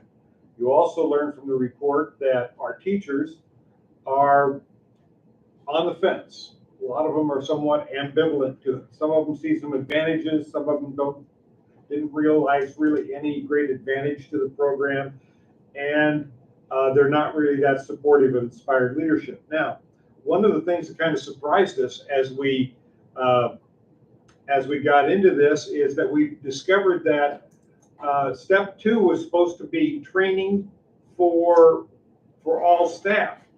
What we didn't understand when we really got into this is the first year was going to be training of our TLC, and the second year was responsibility of the TLC to train the rest of our staff. They were supposed to be the on-site coaches and trainers. And this kind of came as a little bit of a shock to our TLC people, because they said, wow, we don't really feel well prepared or equipped to carry this on. Some of them said, golly, I've got a full-time job. And I've got a lot of draws upon my time and attention right now. I'm not sure I'm well equipped for this. Now, here's what we came up with as a TLC and administrative team. What we'd like to do is, we'd like to, by the way, Inspired Leadership proposed a $21,000 package to continue with their program. And the TLC said, we don't want that full $21,000 package. What we want is the individual coaching. We want, as TLC leaders, to be able to go to Inspired Leadership and bounce ideas off them, pose questions, personnel problems with them, get their advice and guidance and so forth. And continue just that aspect of the program. And the cost for that would be $6,000. Then what we're proposing is to not change our program, because we feel it's very important that we continue to be consistent. We want to give the rest of the faculty and staff the understanding that we have not changed horses in midstream, that we are still on the same pathway that we were on before. We're still doing the exact same thing, the inspired leadership, but we want to bring in some additional outside supports. And we'd like to bring in a program called Top 20 Training out of St. Paul. How did we get onto Top 20 Training? Well, it was an organization that I had some personal background and experience with.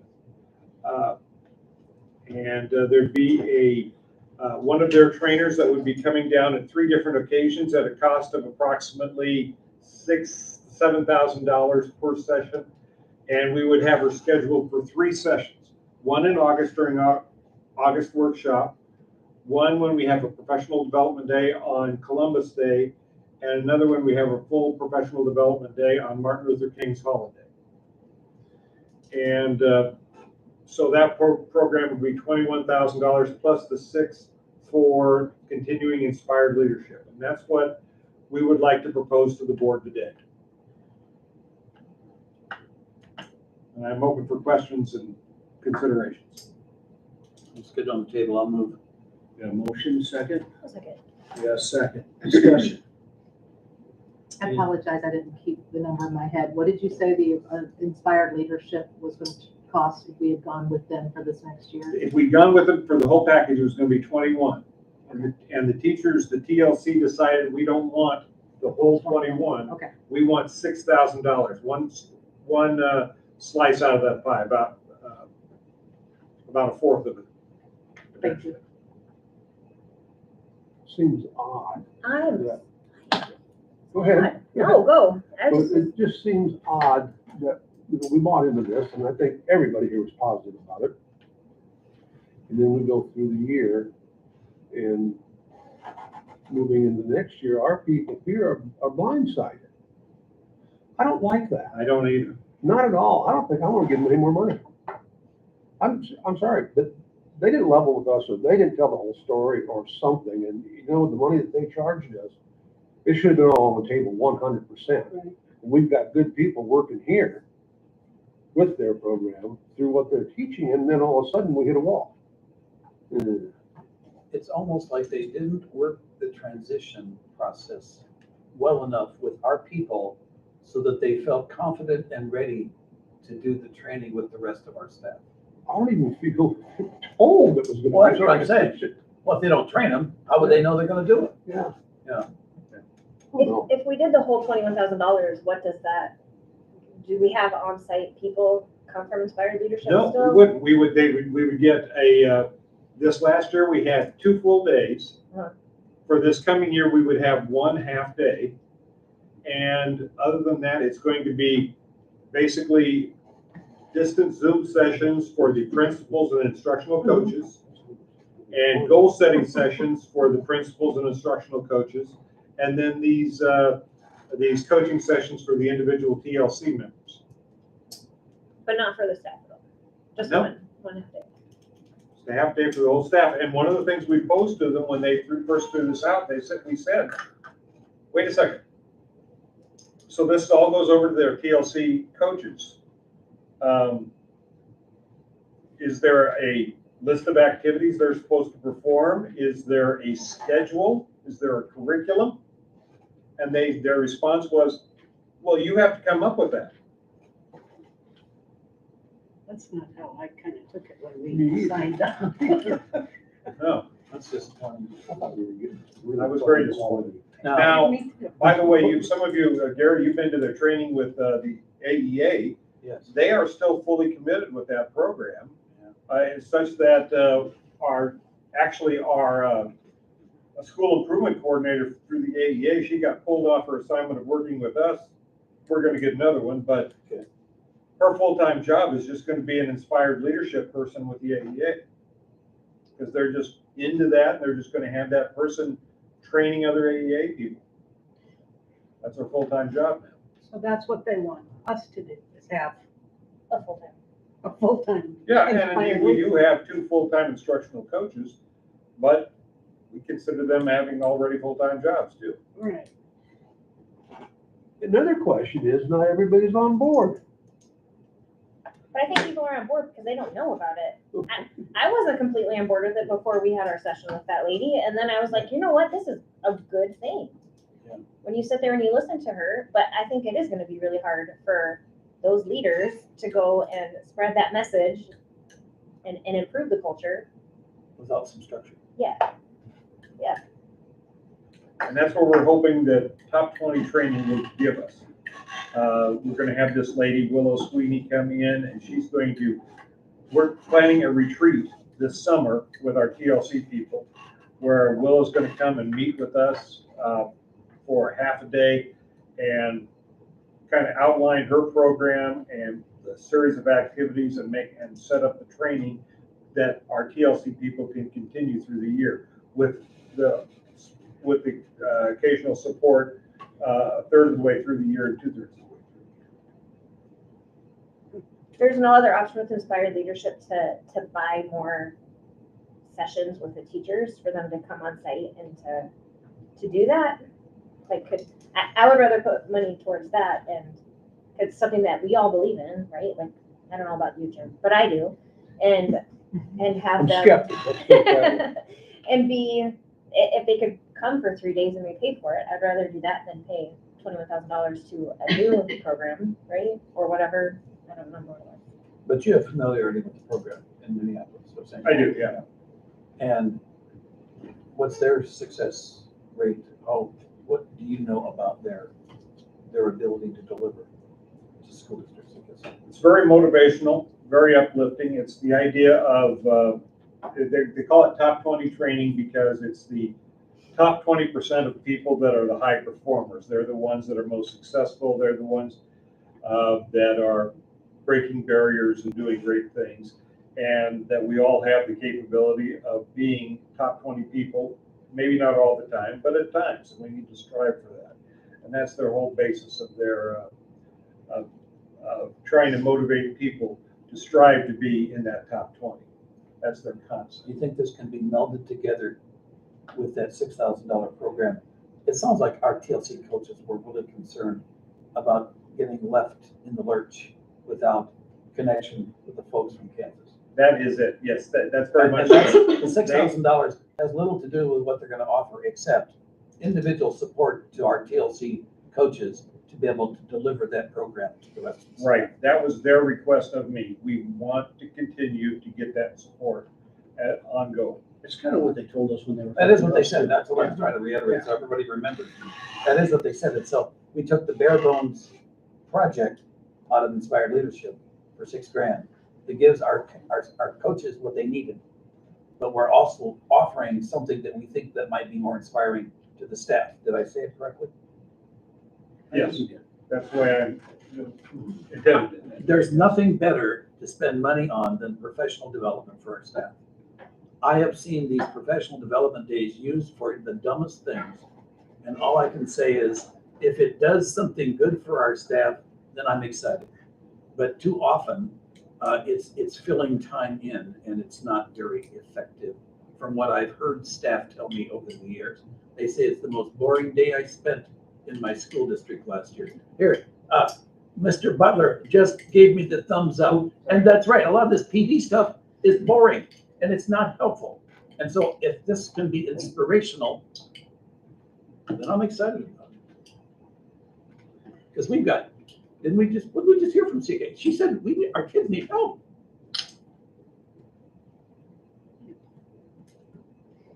Yeah, we shouldn't be blindsided. I know. I would rather see how much it costs. I think that if teachers already think that this is a joke, and they do, quite honestly, because they haven't been trained on it, and then you bring in a new program again, then they're really probably gonna think that I think it's a different program. it is. Yeah.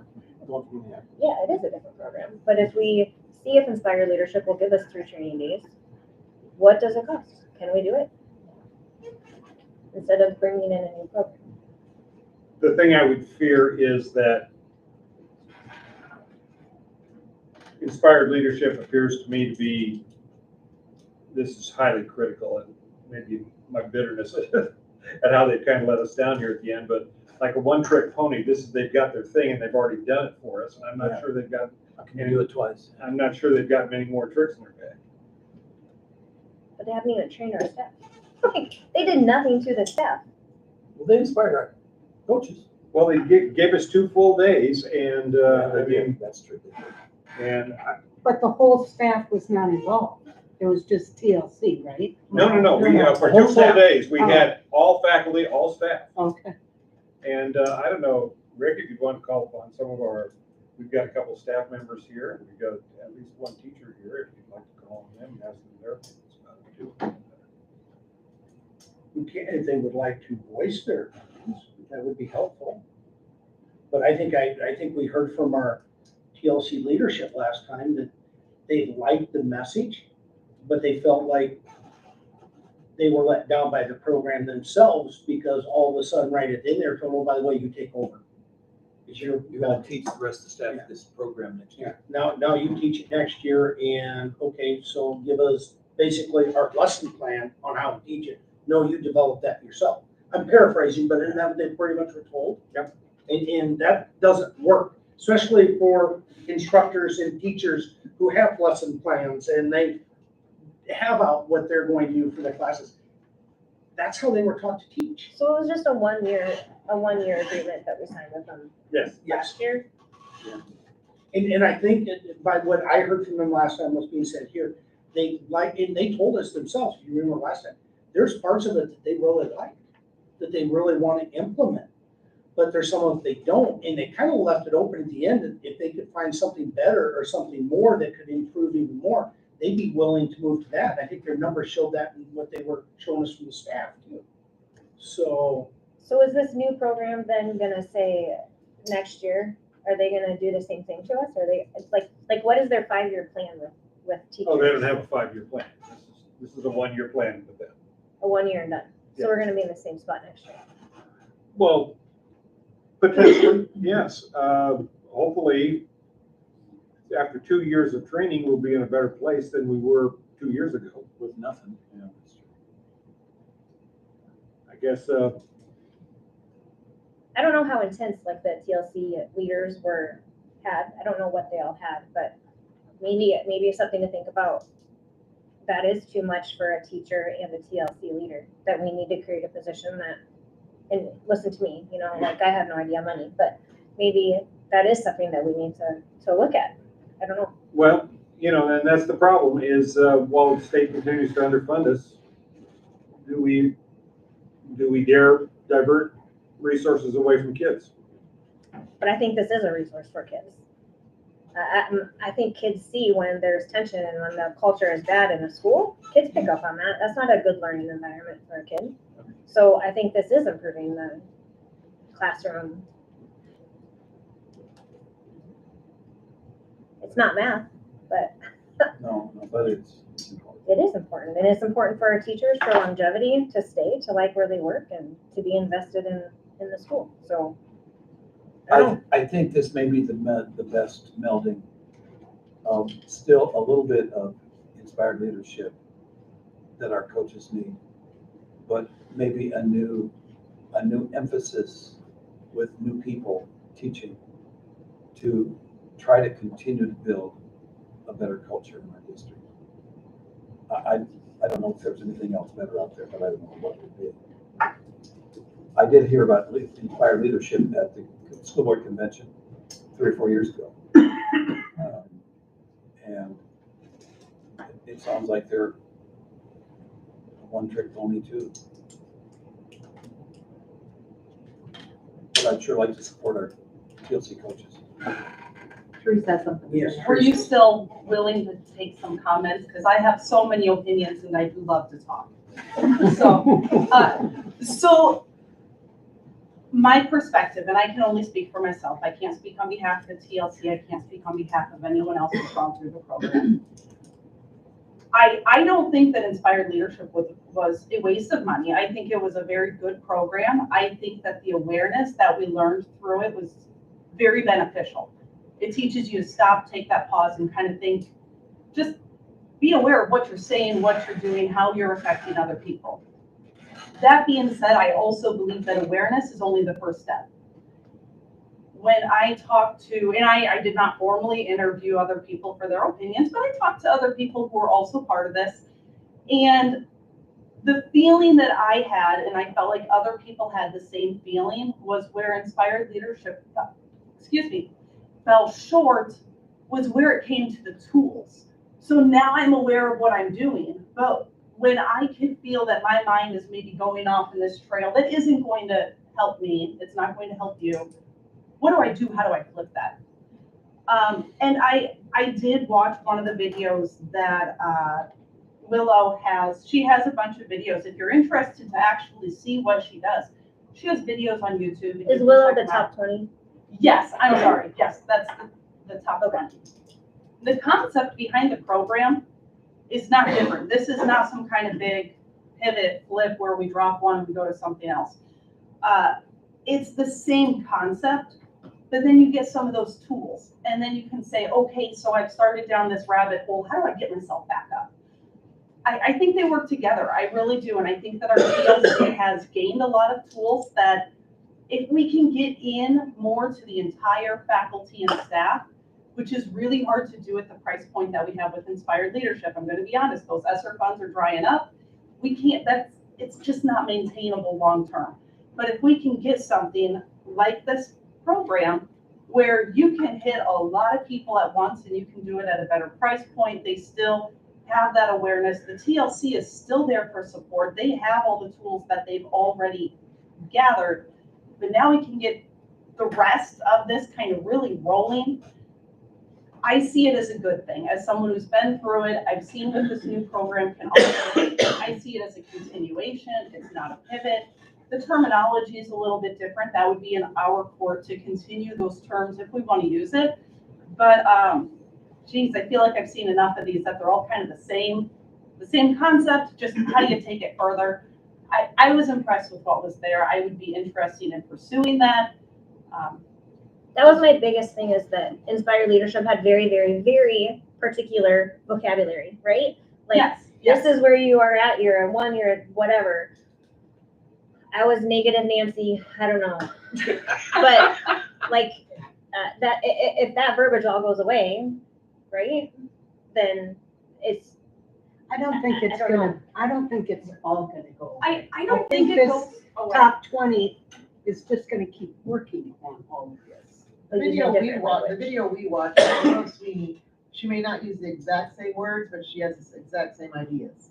Like, here's your, I can't remember what she called it, like your middle line, and then you're up above it, and you're below it. It's just like the levels of Inspired, it's just different words. I actually thought the concept was the same, but I felt like I was able to grasp the whole concept in, 40 minutes watching this video, as opposed to a whole year of going through it. Again, I think Inspired Leadership was great. I think that we did gain a lot of tools, but for the cost to try to train each person individually like that, I just don't know that that's something we have the ability to do. So I'd like to see the funds used on a program where we can target a lot of people. She's very inspirational too. Like, she kind of, I don't know, you watch her and you feel like, oh yeah, I'm gonna get up and talk in front of the whole board about this program. You just did. What's that? You just did. There you go.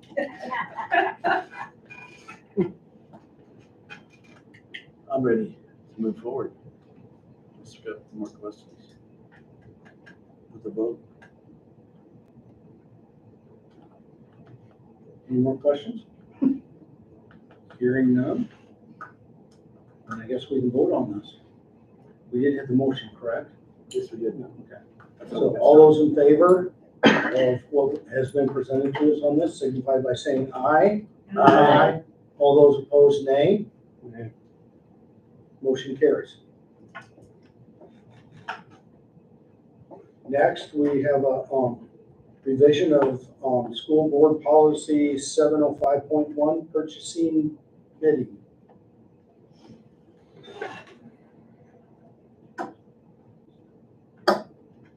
Okay. Purchasing bidding law just got updated 2 months ago by our attorneys at the School Board Association. And recognizing that in this, they've basically just added one little clause here. The board may elect to exempt certain professional service contracts from the threshold and procedures outlined above, recognizing that there are some, especially in the advent of technology, there are some unique services that don't necessarily lend itself to competitive bidding. If that makes sense to everybody. That's the qualitative evaluation. You can have two people that say, I can do something for you, but I want this guy because he has a lot more to offer than this guy does. Right. And this takes us right into Visual Edge IT that we're going to be talking next. And I've actually got a resolution that would leave that policy 705.1 notwithstanding. But I think we should change our policy. And by the way, it's my understanding that state law just changed on purchasing and bidding again this session, so we'll probably be looking at this again in another couple of months. Are you familiar with how it changed at all, Teresa, yet? I just had an email come through this morning. I kind of Yeah, me glanced too. at it quick and thought, I'm gonna have to look at that more. Said, yeah, oh, great, we got this on the board tonight. We Yeah. got another notice that the legislature changed it again. So I'd ask for a motion to approve the first reading of revised policy 705.1. So moved. Okay, any other discussion? Hearing none, I call for a vote. All those in favor signify by saying aye. Aye. All those opposed, nay. Motion carries. We move on to C, or D, excuse me. Service contract for technological support services. Yes. For a number of years, we've been with Next Generation Technologies out of Buffalo Center, and they've served us very well. We appreciate the services they've provided. However, it's just a simple matter of, we think a new firm that's on the market, that's been in a number of areas, but now they're just moving into our portion of the state. They acquired they've been expanding by buying up small tech support organizations and putting their nationwide network, attaching it to this. And they've recently acquired a small technology operation in Emmitsburg, so they're expanding into northern Iowa. And the thing that impresses me the most about Visual Edge, and really the selling point, is their expertise with cybersecurity. This is the thing they really do well, and we believe we have vulnerabilities in our system right now. And this would be an opportunity to shore that up, because we know we were very vulnerable 6 years ago. Our whole system was brought down when we got a Trojan horse in our system. Is that right, Trish? Was it a Trojan horse? Yeah. Okay, Trojan, was that what, it was an email that came in and crashed our whole system? It actually was, it came through our heating and cooling system through our train computer. Okay. And it was one of those where it initially was very popular for hackers to hold your data hostage. And because we were virtualized, if you remember. Ransomware. Yeah, it was ransomware.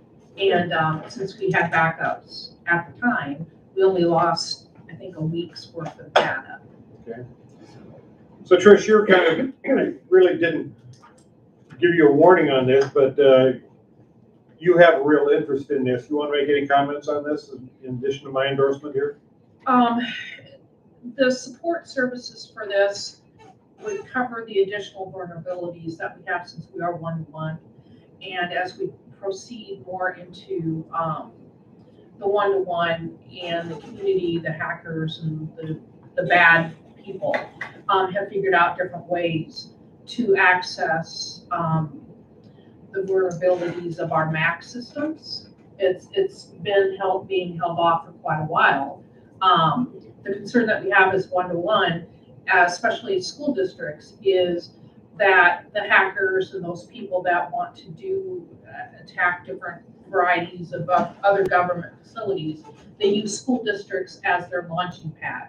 So basically they break into the school district through phishing emails, malicious websites, that kind of thing, that our virus protection and our firewalls aren't always updating because they happen so fast.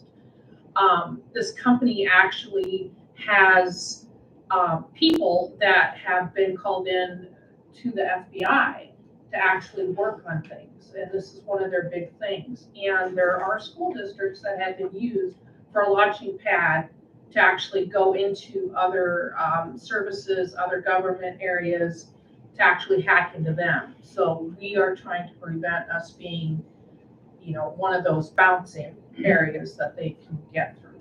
Yeah, imagine that we got infected, and let's say one of the banks in town got an email from the school, which they would say, oh, it's the school, we can open this email. Well, what if it was an infected email because we were compromised and we didn't know it? So this is a significant increase. However, we are expecting Next Generation to increase significantly as well, but this is a significant increase in our cost. However, this comes out of our PEPAL fund, so this is not going to count against our per pupil allotment for education supports. Is that right, Teresa? Correct, yes. And that 90,000, oh, sorry, no, go ahead. That 90,000 is locked in Yes. Well, for 3 years. yes and no. I mean, that is a ballpark figure because they're going to come in here and they're going to look at our systems and they could find little surprises that could cost more. They could find things that can be done efficiently and that could reduce our costs. So that's really a soft figure. All right. We're currently in GT. Correct. How does, not that we can put a dollar amount on the security, but how much does that cost comparison to what we have now? We're doing about 65. So this year NGT, not including any special project because those are always additional, but this year they were about 60,000, but our price is about to jump very comparable to the pricing they're offering us. So it's more than we're spending now, but it's not that much more than what we are about to be spending. Thank you. Plus, it will protect us in areas that we are unprotected right now. Without saying that too loud. Tell Yes. everybody.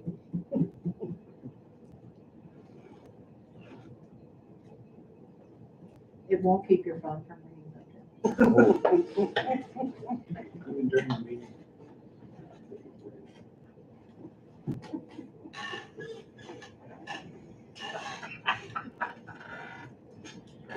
You old tech savvy over there, Jim. So do Go you ahead. need a Your old motion? tech Yeah, we savvy. need a motion Yeah, on this right. resolution. I got a motion, Sharon, I got a second. Any more discussion? We've had plenty of that already, but Right. we don't. Since how this is a resolution, I call for a roll call vote. Rick McDaniel, Aye. Michelle Murphy, Aye. Sharon Barkema, Aye. Gary Berkland, Aye. Ryan Meyer, Aye. Heather Ridgway. Aye. Jim Swenson. Aye. Motion carries.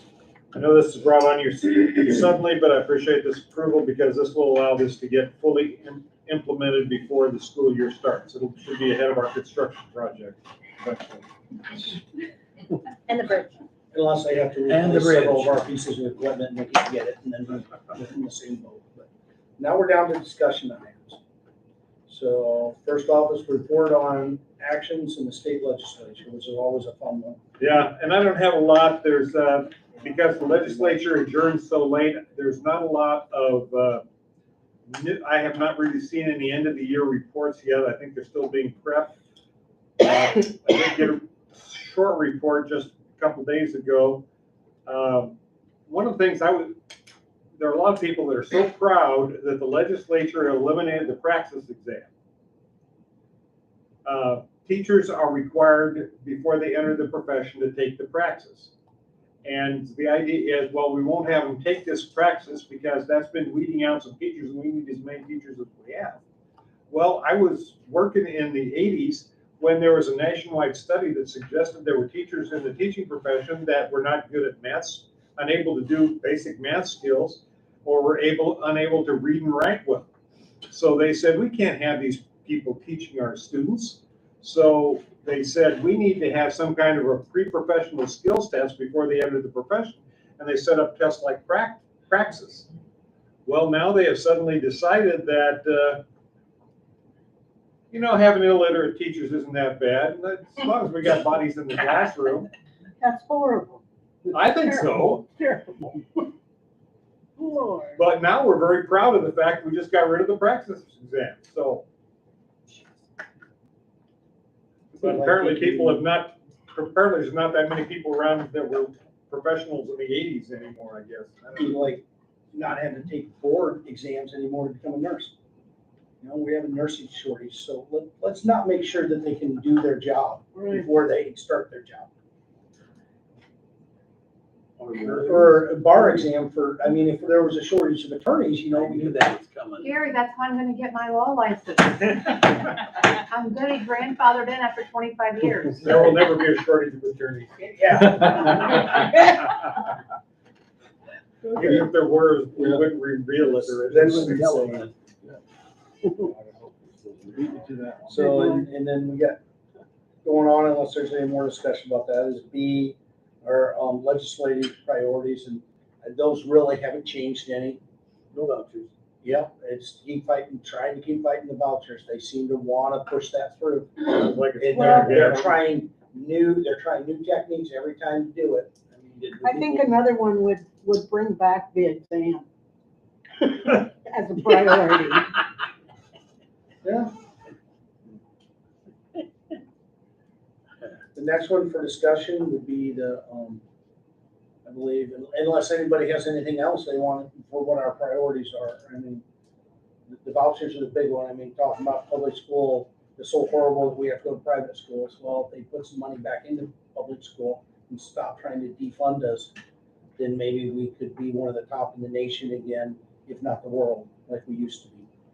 So, and next one is closing the high school campus for students. I've kind of been a little bit involved with this one, but talking with it, so, but I'll let the people who decided this is a good thing, and I agree with it too, to talk. So, Kate, you're on. We're not officially gonna close it. What we would like to propose is that juniors and seniors get one period a day that they can have open campus. Seniors would earn it after midterm of the first quarter. Juniors would earn it after the semester, if they have received all C pluses or above first semester. They would be allowed to go one period a day instead of like the last few years because of COVID. I mean, there's kids that are out 6 out of the 8 periods of the day. We don't see them, so it's just something they will also go back to the old wording where if they were to take any NIAC classes, those NIAC classes need to take place in the building. We will have a supervised classroom where they will go and take that class. We've had lots of withdrawals, failing, all that kind of stuff with the NIAC classes as well. We think with that support in the building, we'll have hopefully better grades and more kids that'll actually take it throughout the whole semester instead of dropping it before, oh, it's getting hard, I need to drop it. Well, now there's gonna be support for them to ask questions too, because of course that's all online, so it's a different kind of learning than they're used to. So that's what we propose, that, of course, they would have to keep above their C plus. We check it, C plus grades, every subject. We check it every Monday morning to make sure they could lose it for a week, get it back the next week if they fall below that C plus.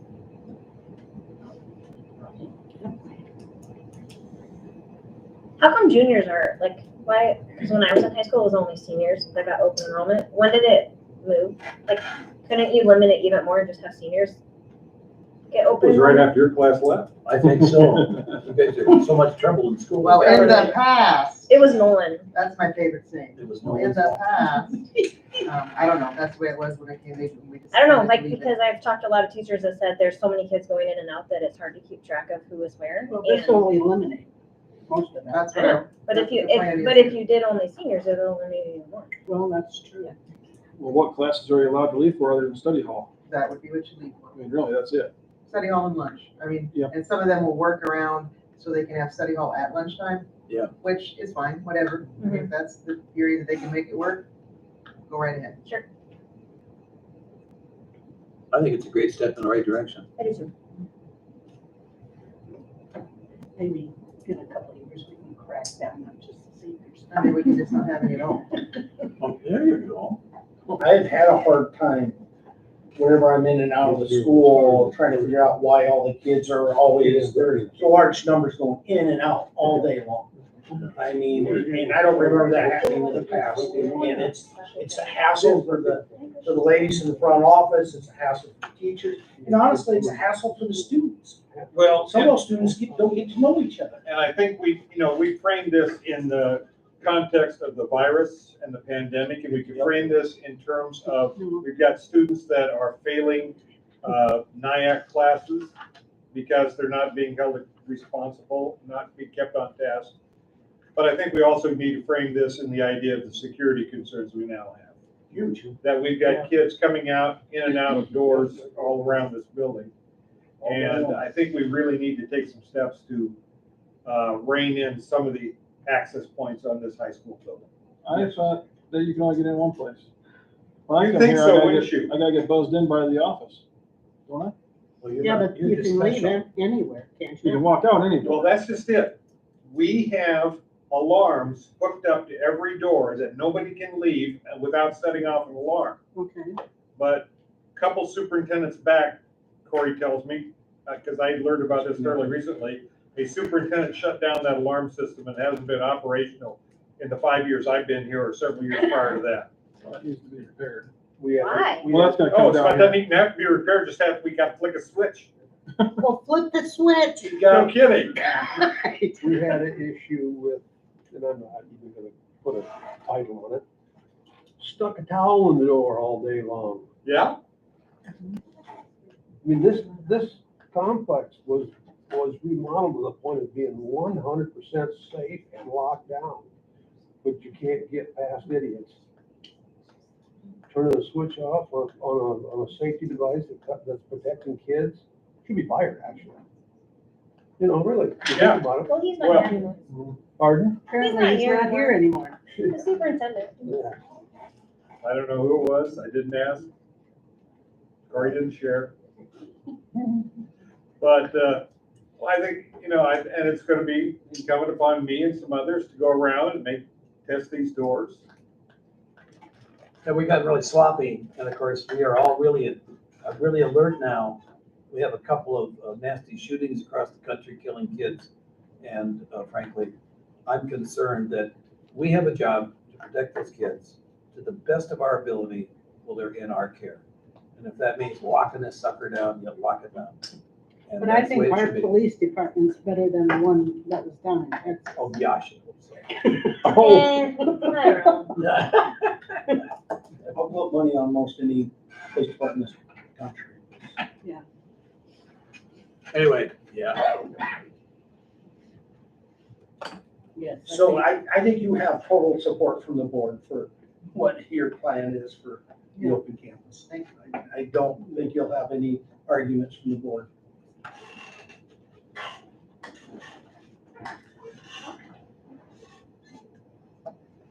Okay, then we have to discuss a retreat for the board. All right. Next. Yeah. Food. I got us booked in, our Luann, this, Yes. has offered us 6 dates. Yes. I suggested, that this school board likes Thursdays. And I think that's September 1 and September 8, those are both Thursdays. So I told her to pencil those in right now, but I thought I'd just throw out all 6 dates to this board and see what you thought. Is that right around Labor Day weekend? It is. It'll be just before, the first Before before and and after. eighth will be after. Well, I'd rather do it after, Eighth? but After Labor Day? yeah, Better? because I usually take Thursday, Friday off. Good for you. 9/8/2023/22. Okay, now, where's the venue where we get the food? Let's talk. I'm not thoughtful. Thanks, Rick. It's an all-day thing. No, just be Oh, like it's just at night. Tonight, we have dinner, and then we have dinner. 2 to 3 hours in the evening. We really focus, we get intense, then we spit, then we leave. Where do we get focused in? It's goal setting. Okay. Yeah, we haven't done that for what, 3 years now? Yeah. So, Just set our a goals. staff member has catered that before for us. And No. her food was Awesome. really good. It was. She would be willing to do that again. We could talk to her into catering it for us again, then all we have to do is find where we're going to do it at. Would you take it out to the Arts Museum again? That's a good place to I go. bet she would. It's, public can come if they want to get bored, but yeah, that's a great place to go. Mhm. And it's September, it'll be nice out there. I'm game. We can get her to do it. We have to pay her. Yes, Absolutely. Beyond her duties. yes. Yeah, She catered it for us is what she did. She did. It was We paid her and really good. catered it. Yeah. Ooh, Kim? That's- Yeah. Yes. Yeah, Kim did a nice job. What was it, stuffed pork chops? Is that what it Yes, was? stuffed Yeah. pork chops. Oh, yeah.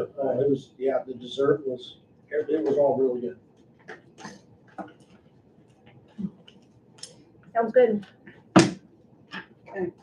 Moving. Yes, I mean, she's You know- most familiar with chicken nuggets, but she can do other things as well. I don't think we're gonna get ribeyes. I want some of the homemade bread that she's teaching how to make. Oh, yeah. I Actually, think Melissa. Melissa's the one that's the real baker. Yeah, She's the one but that they makes went most bread. together and Right. she can recruit. I think that's awesome. Okay, that one's done. Okay, then we're on to active shooter drills. Really? It was just announced, today, I think, that the Governor Reynolds announced like $100 million that could go toward school security, and one of the things that the money could go toward is implementing active shooter drills. Anyway, this is on the agenda, so board members can talk about this topic. So I think that we need them. I think that after what happened, my fourth grader came home and I didn't tell her about it. She heard about it at school and she said, Mom, they are my age and I don't know what to do if that happens. And I agree that maybe the younger kids, that could be really scary for them. So you could phrase it in a way that it's not an active shooting drill, just if there's an emergency, this is what we do, just like a fire or tornado. But it would give me peace of mind as a parent sending my kid to school. And I think it would give my kid, and a lot of kids, a peace of mind of this is what we do if that happens. We didn't call it active shooter drill. I don't think you need to call it that. I think that I kids hope need not. to know what to do, but Because people think the AR-15's coming in. And those kids have been traumatized enough lately. Well, I think there's a lot of different variations of what an active shooter drill is perceived to be. There was about 3 or 4 years ago, some school that they went over the top. They had the kids in the theater department dress themselves up in blood and gore and lie as carcasses around the school building just so kids could file past them. And Well, they used to do that before prom too, with car they did. accidents. yeah, Yeah, that's a little different in that, yeah, that's grotesque, but this hits a little closer to home when you realize your drill has to do with if your classmates lying dead in the hallway. Right, we already have the template to do these drills with our fire drills and our tornado drills. We do not scare our kids with those. They have been done in schools since forever. You know, and kids don't freak out about them. That's because it's handled the right way. It's just a drill that we have to do so you know how to keep yourself safe.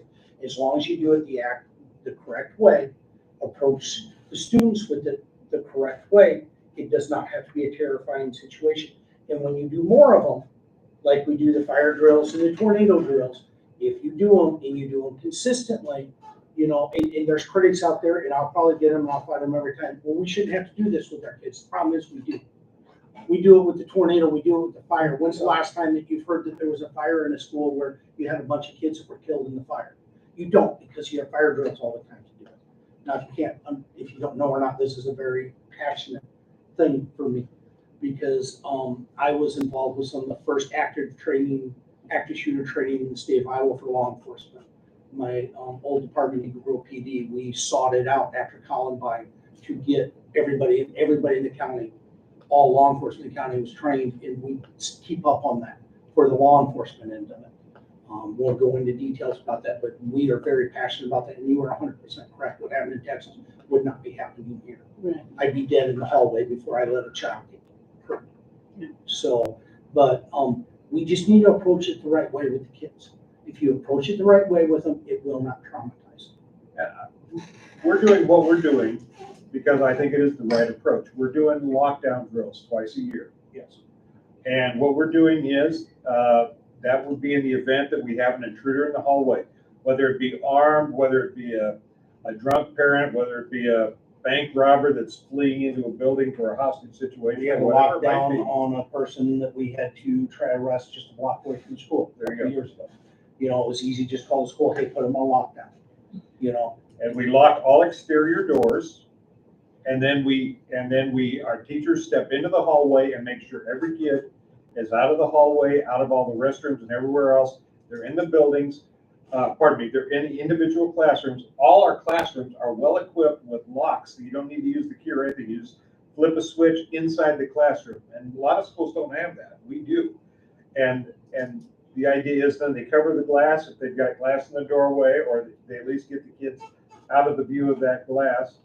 All our rooms are well equipped with emergency procedures. They've all got big 5-gallon red pails that they've got, for example, they've got leather gloves. Should we have to break a window out, we can do so, and we've got those leather gloves to break that glass, and if we needed to flee out a window or something like that.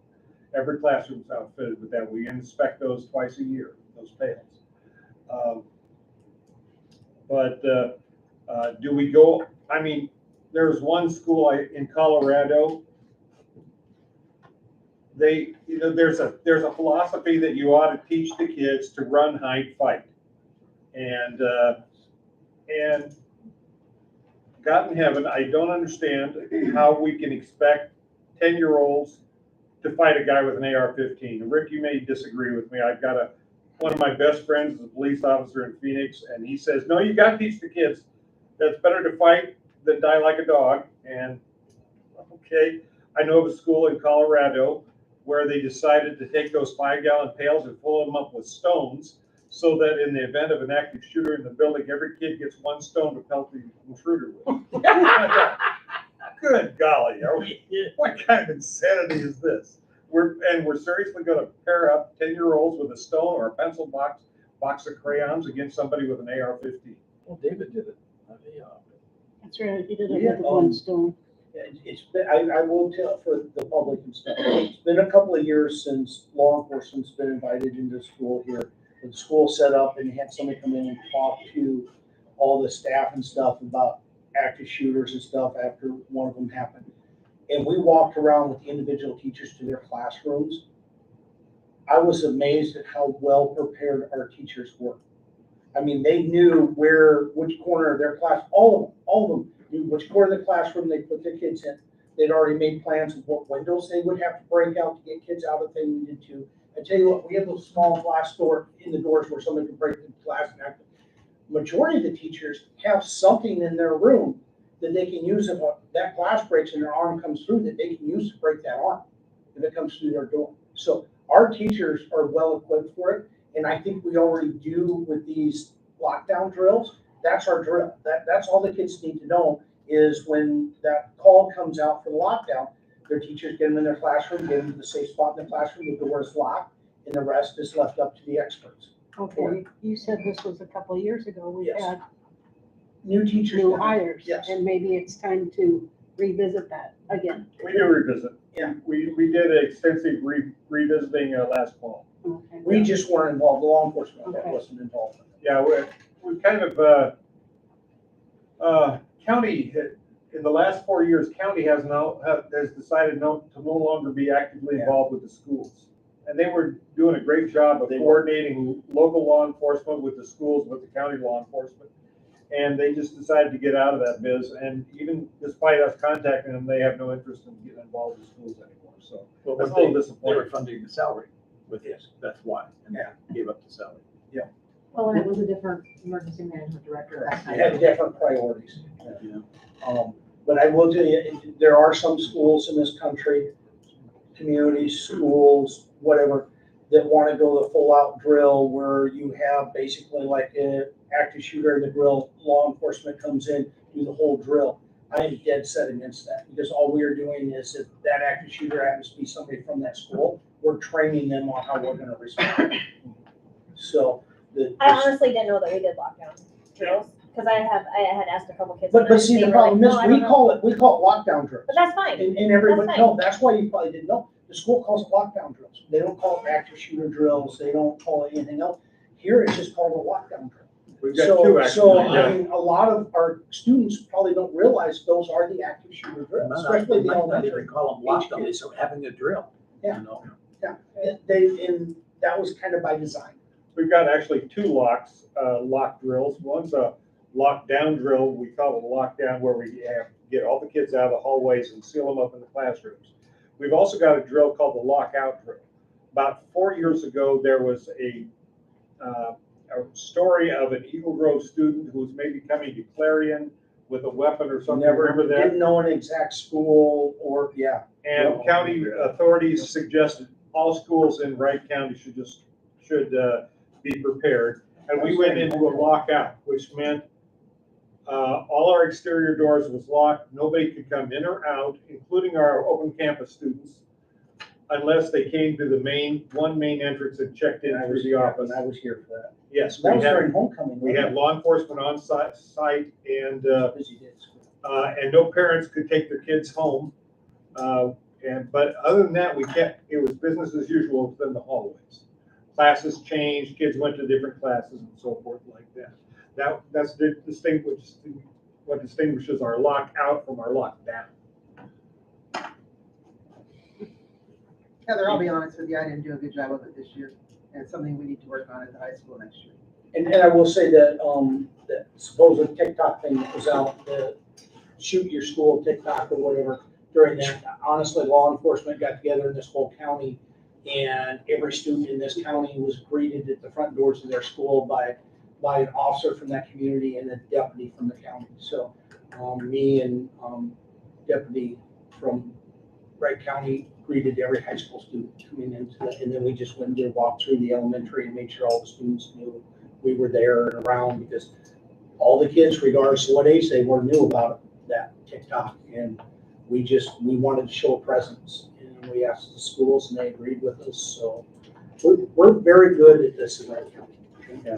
Then hope to God it never happens, but we have to be prepared just in case it does. Yeah, before the county really got out of working with the schools, we were working on planning on doing an active shooter drill just when students were not present. Yes. We're going to do it on a professional development day. We're going to have teachers in their classrooms. We were going to have officers come in with their weapons drawn even. Are they going to have Yeah, weapons drawn? airsoft, yeah, there was gonna be airsoft that Okay. we were using, yeah, training weapons. It's an experience to go through our side of the drills, so. That wouldn't be bad for our local police force and our staff. I agree. Yeah, And also to test the facility. Yeah. Because that's where you're gonna find your problems. yeah. But our theory is that it's our teachers that need to know all the details, because it's just our kids need to be trained in how to go into lockdown in the classroom and follow the instructions of the teacher. And we also know to have somebody on the PA system in our classroom constantly coaching. Okay, it's time to evade, get out of the building, or something like that, if that was what we needed to do. Speaking of our facility then, we touched on it with the open campus, the non-secure facility we currently have. I mean, Yes. I can walk in the back door, no one's gonna stop me, right? They're During- locked. You All the can't get doors, in, but all the you can doors go are out. locked. Oh, You can okay. get out, but you can't There's get no in. alarm. Yeah, they just Oh, go alarms. I You don't know what misunderstood, they're- okay, thank you. Let me rephrase. Yeah. Let me add a little to that, and that is we have had some vulnerabilities, as Jim says, with towels indoors. Yeah, you can't pop-can defeat switch that. indoors. Aside from Well, the having alarm a system sensor. helps defeat that. Yes, we need to Because if it's reestablish propped that. open, then the alarm starts going off and somebody has to invest. The parking lot, they'd have to park too far away in the parking lot, so they park on the south side while they want the shortest route into their I get that. car. And all, At the yeah, same all the time. exterior doors during the day, during school hours are locked. And the only way into the building, if you're a visitor or not staff, is to come through the main entrance of both doors in your Or building. somebody could let you in. Somebody could let you in. That happens more than enough. And that's what we This need is something to, I'm very scared about. Like, it's very real to me as a parent, so. should be, Like- well, yeah, and the propping of the doors, if we enable the system, you would know that happens. Yes. And you would know if somebody opened it Open to the let door to someone let somebody in. else. But then what happens when the alarm goes off and they come in and they're already shooting people? Like, Well, and Heather, you say this is very real for you, and it should be something that would really move you. You know what surprised me after this Uvalde incident is I didn't see the visceral reaction among parents that I saw after Sandy Hook. So people are getting used to it. Get desensitized. Heavenly I couldn't God, we're believe getting it, used to this. I couldn't believe those parents of I think it was a little girl that lost her life. She was out in Washington, they were in Washington DC testifying. Yes. I don't know how they could have done that. I mean, so raw. I mean, Yes. crazy. So can we use that funding to evaluate our system and make improvements anywhere? Maybe not with a drill or a drill with just staff and law enforcement. Well, I would say one of the vulnerabilities that we need to take a look at is we're gonna have a great system in place in this high school because that's gonna be an all glass wall leading up and only one way in front of that office, and the only way, you're gonna have a secure door, and then into the office through a secure door that's all glassed in so we can see who's coming and going. I wish we had better visibility and better communication at the elementary. That's gonna be the first thing we do. As they come in from the side view instead of frontal. Well, they come in that front door on the north side. Yeah. And they're largely invisible until they stand directly in front of that door. Right. Camera? Yep, camera, maybe some security mirrors. Is there a reason why all of the doors, like, can you just make it so that you can't go in or out any doors? You can't go out, you have to be able to get out. Oh, fire. Yeah, fire. That was a really stupid question that I just asked. It's getting late. No, it is getting late. A lot of people ask that question. A No, lot it of is. people that they Lock them can't, in there, yeah. a lot of people, it doesn't, when you're thinking for the active shooter, you're thinking about, oh my God, our babies are in danger, and they could be. So you're thinking, well, we can secure them inside. So you're not thinking about, what about the fire? Stuff, right? You're not thinking about. And Heather, by the way, there were federal legislators that were saying the same thing. There should only be one door in any school. Yeah, you can only get in one door now. There are some newer schools in this country that have been built, unfortunately, since Columbine, that were built like prisons. Can you The hallways actually have doors in them. The fire doors in the hallways aren't just fire doors, they're security doors, and from the office, they can be shut. So you can lock somebody in a hallway. If you have an active shooter coming through your hallway, somebody in the office, you push 2 buttons, you lock them to a small section of the hallway and stuff. All windows in the schools are over 7 foot high, there's no windows down low. It looks like a prison. Right. And there's a compromise there, because we want our kids to feel comfortable in the school. It needs to be a comfortable learning environment. Everything, you can make a school almost 100% safe, but you're not gonna want students and parents aren't gonna want their kids to attend that school, because it will be a prison. Do you think that, in the elementary and the high school, do you think that it could be communicated to parents when these are happening, so that we know that they're actually doing these drills and that they know what to do when there's lockdown? Because I hear when there's fire, because it's cold and they have to go outside without coats. Like, that's the highlight of their day, right? I have never heard of them doing a lockdown drill. I'm not saying that it doesn't happen. I'm just saying I don't hear about it. And I, as a parent, think it's super important. So if there could be communication, even on the website, the Facebook site, something that says, hey, we're having a lockdown drill today. Maybe after the fact, not before, so people. Well, the drill is, Don't can be know, announced beforehand, the drill can be announced Drill's beforehand. a drill. Yeah, drill is drill, same as fire drill, so Right. it's no big deal to I don't announce. know. We never surprise anybody because we want the teachers to be prepared and we don't want anybody to. And honestly, react to lockdown drill isn't that big of a deal for the kids, because they all just go stay in their classroom. So they probably don't come home and talk about it. We got to sit in our classroom, we were just sat closer together for 5 minutes, so. But, yeah, but you're right, a lot of parents probably don't know what happens. But make no mistake, there are little kids in our elementary that get a little bit traumatized by the idea of tornado and fire drills. Yes. Well, yeah, scary. Yeah, absolutely. I get it. I don't think that, I like the lockdown thing. I didn't know that it existed. So thank you. We do it twice a year. Usually one first semester and usually one second semester. And it's reassuring to hear the policies you already have in place, or the practices you have in place with the bucket and the training that you've been doing with staff. Yeah, especially when I turn on that alarm. Yeah, Bucket Master is Pat Kelly, and you know how energetic and thorough he is. He's running around with his kids, making sure there's fresh batteries for every flashlight and every bucket. That's good. Well, that's good, that's important. Yep. And Teresa's going, more batteries? Oh, Pat. Okay, so that would move us down to board comments and future agenda planning. We already did a little bit of that with setting the date for our retreat, so. Anything else anybody wants to see on the future agenda? Maybe next month or whatever.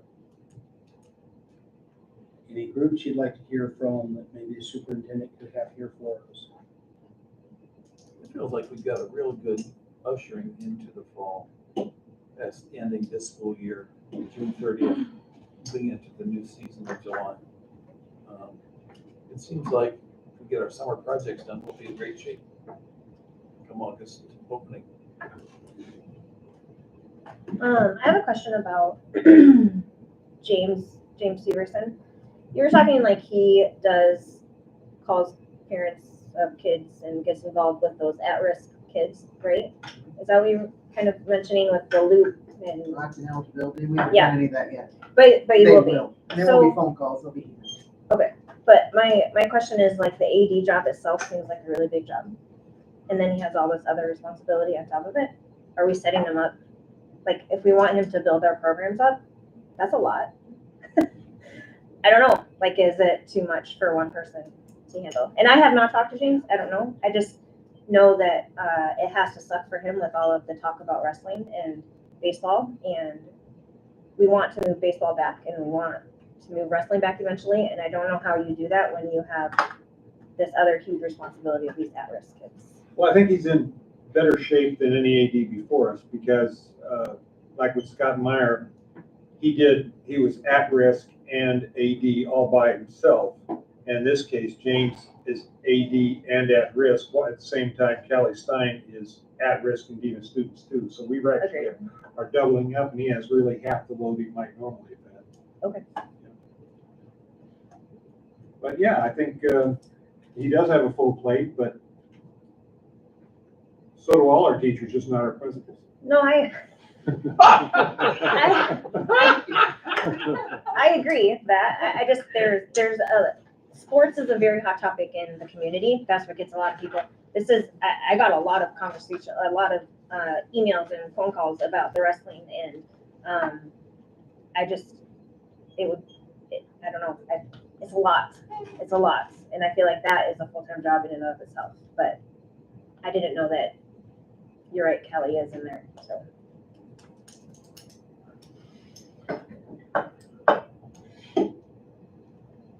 Okay. With nothing further, we probably should clear the room so we can go into closed session for superintendent's evaluation. Little break? Yeah, little break in between it.